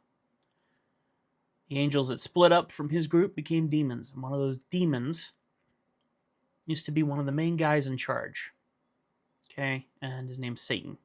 I actually had another name, but Satan is how everyone knows him now. And Satan was a snake crawling through this beautiful Garden of Eden, is what it's called. And in this beautiful Garden of Eden, one day Eve is out there underneath a tree, and an apple is there, and this is a tree that she has been told many times before by God not to touch it, not to eat from it, because it's called the tree of the knowledge of good and evil. This is information that she didn't need to have, information that Adam didn't need to have, and God had made it very simple. It's all there, but there's a rule that you need to follow. Just don't touch it. For your best, don't touch it. And Satan sat there and he goes, you should touch it. You should take a bite. You should get it. And she did. And that's where sin started. That's where it all kicked off, because she was tempted. Now we live in that sin every day. Now we're pretty messed up. This whole world's pretty messed up from that one first moment. Problem is, now that you have chosen Christ, Satan will see you as a target.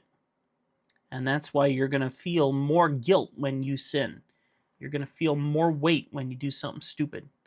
You're going to feel more pressure when you do not put your faith in God, because Satan is going to use those moments. Satan will send his demons, and he will say, "Go rattle XD up, shake them up, and cause some drama. Make sure that they can't make the right decision because they're too busy worrying. Make sure that they can't see that God's got it all in hand because they're too busy focusing on what they can't control." And so make sure you surround yourself with good people. Make sure you surround yourself with Christians. Make sure you find real Christians, people who believe in the God of the Bible and not other gods. And focus your attention on those good people and find mentors and put them in front of you. I pray that God would allow me the opportunity to keep doing this in this kind of a platform. I love doing this. I really do. But track record over my years has not shown this to be something that I continue faithfully. So when I don't show up here,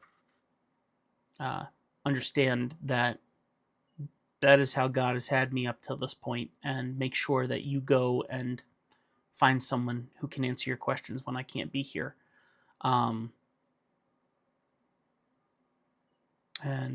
just seek God. Just keep seeking God. And as often as I'm here, I will remember you, and I will check in on you, and I will hold you accountable as your big brother and nothing more. Okay? And I will do that in this public place. I will do that and be there for you and do the best I can. Okay? My great aunt is a teacher at her church. I'll reach out when I can. And my uncle frequently goes to church, so I can surround myself with the right people. Cool. And like I said, make sure you do your research on the Bible and just kind of get some of that stuff in you, because there's many different churches and they all believe many different things. You have to figure out what truth is that you believe in, how dogmatic you want to be about it. The most important thing of any of it is that you believe that Jesus died, was buried, and came back to life. All the rest of it,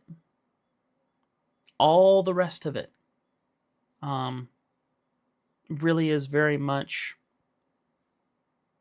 not the ticket that gets you to heaven or not. And so many people care so much about all this excess.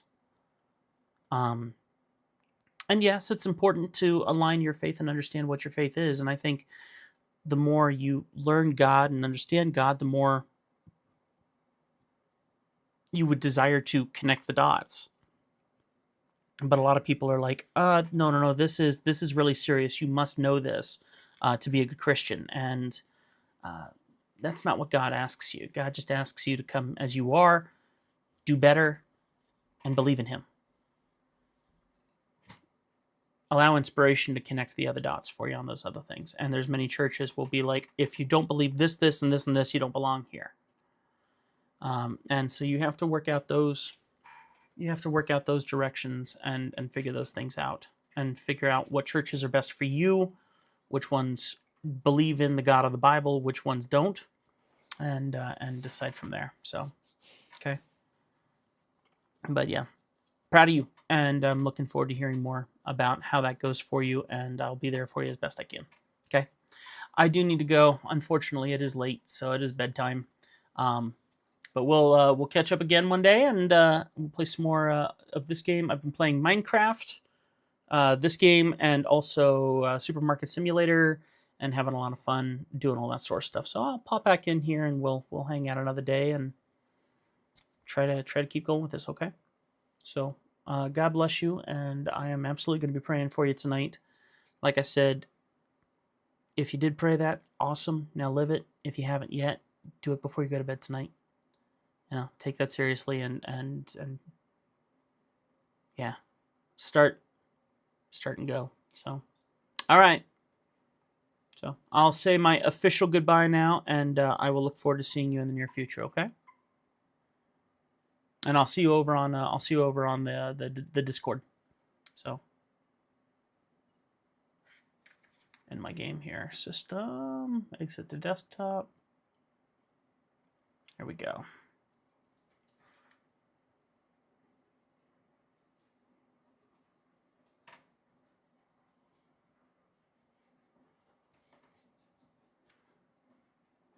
All right. By the way, everyone else who's watching, I see we have a few people watching. Everyone's been quite silent. I hope that this was beneficial to you as well. Thank you so much for everyone who did watch and who experienced all of this conversation with us. I hope it was helpful to you. I know it's a lot of information, a lot to take in. Same thing. If you have questions, go to the Discord and put your questions in there. I will struggle to be able to answer them all. And I will either find some YouTube videos to answer some of your questions as best I can, or I'll direct you to some people of wisdom. I'll do what I can to help you guys along if it's something you decided you want. If you do not believe and you found it all hoaxy or whatever, can I thank you really quickly for not interrupting a very serious moment, a very serious purpose. And I deeply appreciate that you have allowed us this time to have a serious conversation. In the future, keep that up. Or if you find you are a Christian and you're believing some of the statements that are being said, chime in and be the conversation. There will come a point in time where I would love to think that we would get more people in here that would want to be edified, want to be lifted up, and find, find a strength in their faith and need some encouragement from others. And I can't be that role for everyone. A community has to surround a community. And so for people who believe in the faith that we believe in, people like XD need to be surrounded in love. And I can't do that for everyone. All I can do is try to bring people together and create a community. And creating a community is very difficult for me. I have not had much success in that over my years. That's because I've always done it for my own purposes and not God's purposes. So whatever the ultimate goal is, I just want to thank you for being here for this whole thing. And I don't know where it's going to go. I don't know what to do next. I don't know what to do financially next. None of us have that clue. All we can do is put it in God's hands and say, it's all yours. Just show me where to go next, what to do. Show me the blessings, and I'll try to do my best on my end. So, everyone, thank you so much. All right. Keep it crispy, my friends. God bless you guys. 1 Tim 4:12 says, don't let anyone look down on you because you are young, but set an example for believers in life and love and faith and in purity. And I hope I've done that tonight. God bless y'all, and I'll see you next time right here on Legacy Gaming Studio. Thank you very much. XD, be blessed. I'll talk to you soon.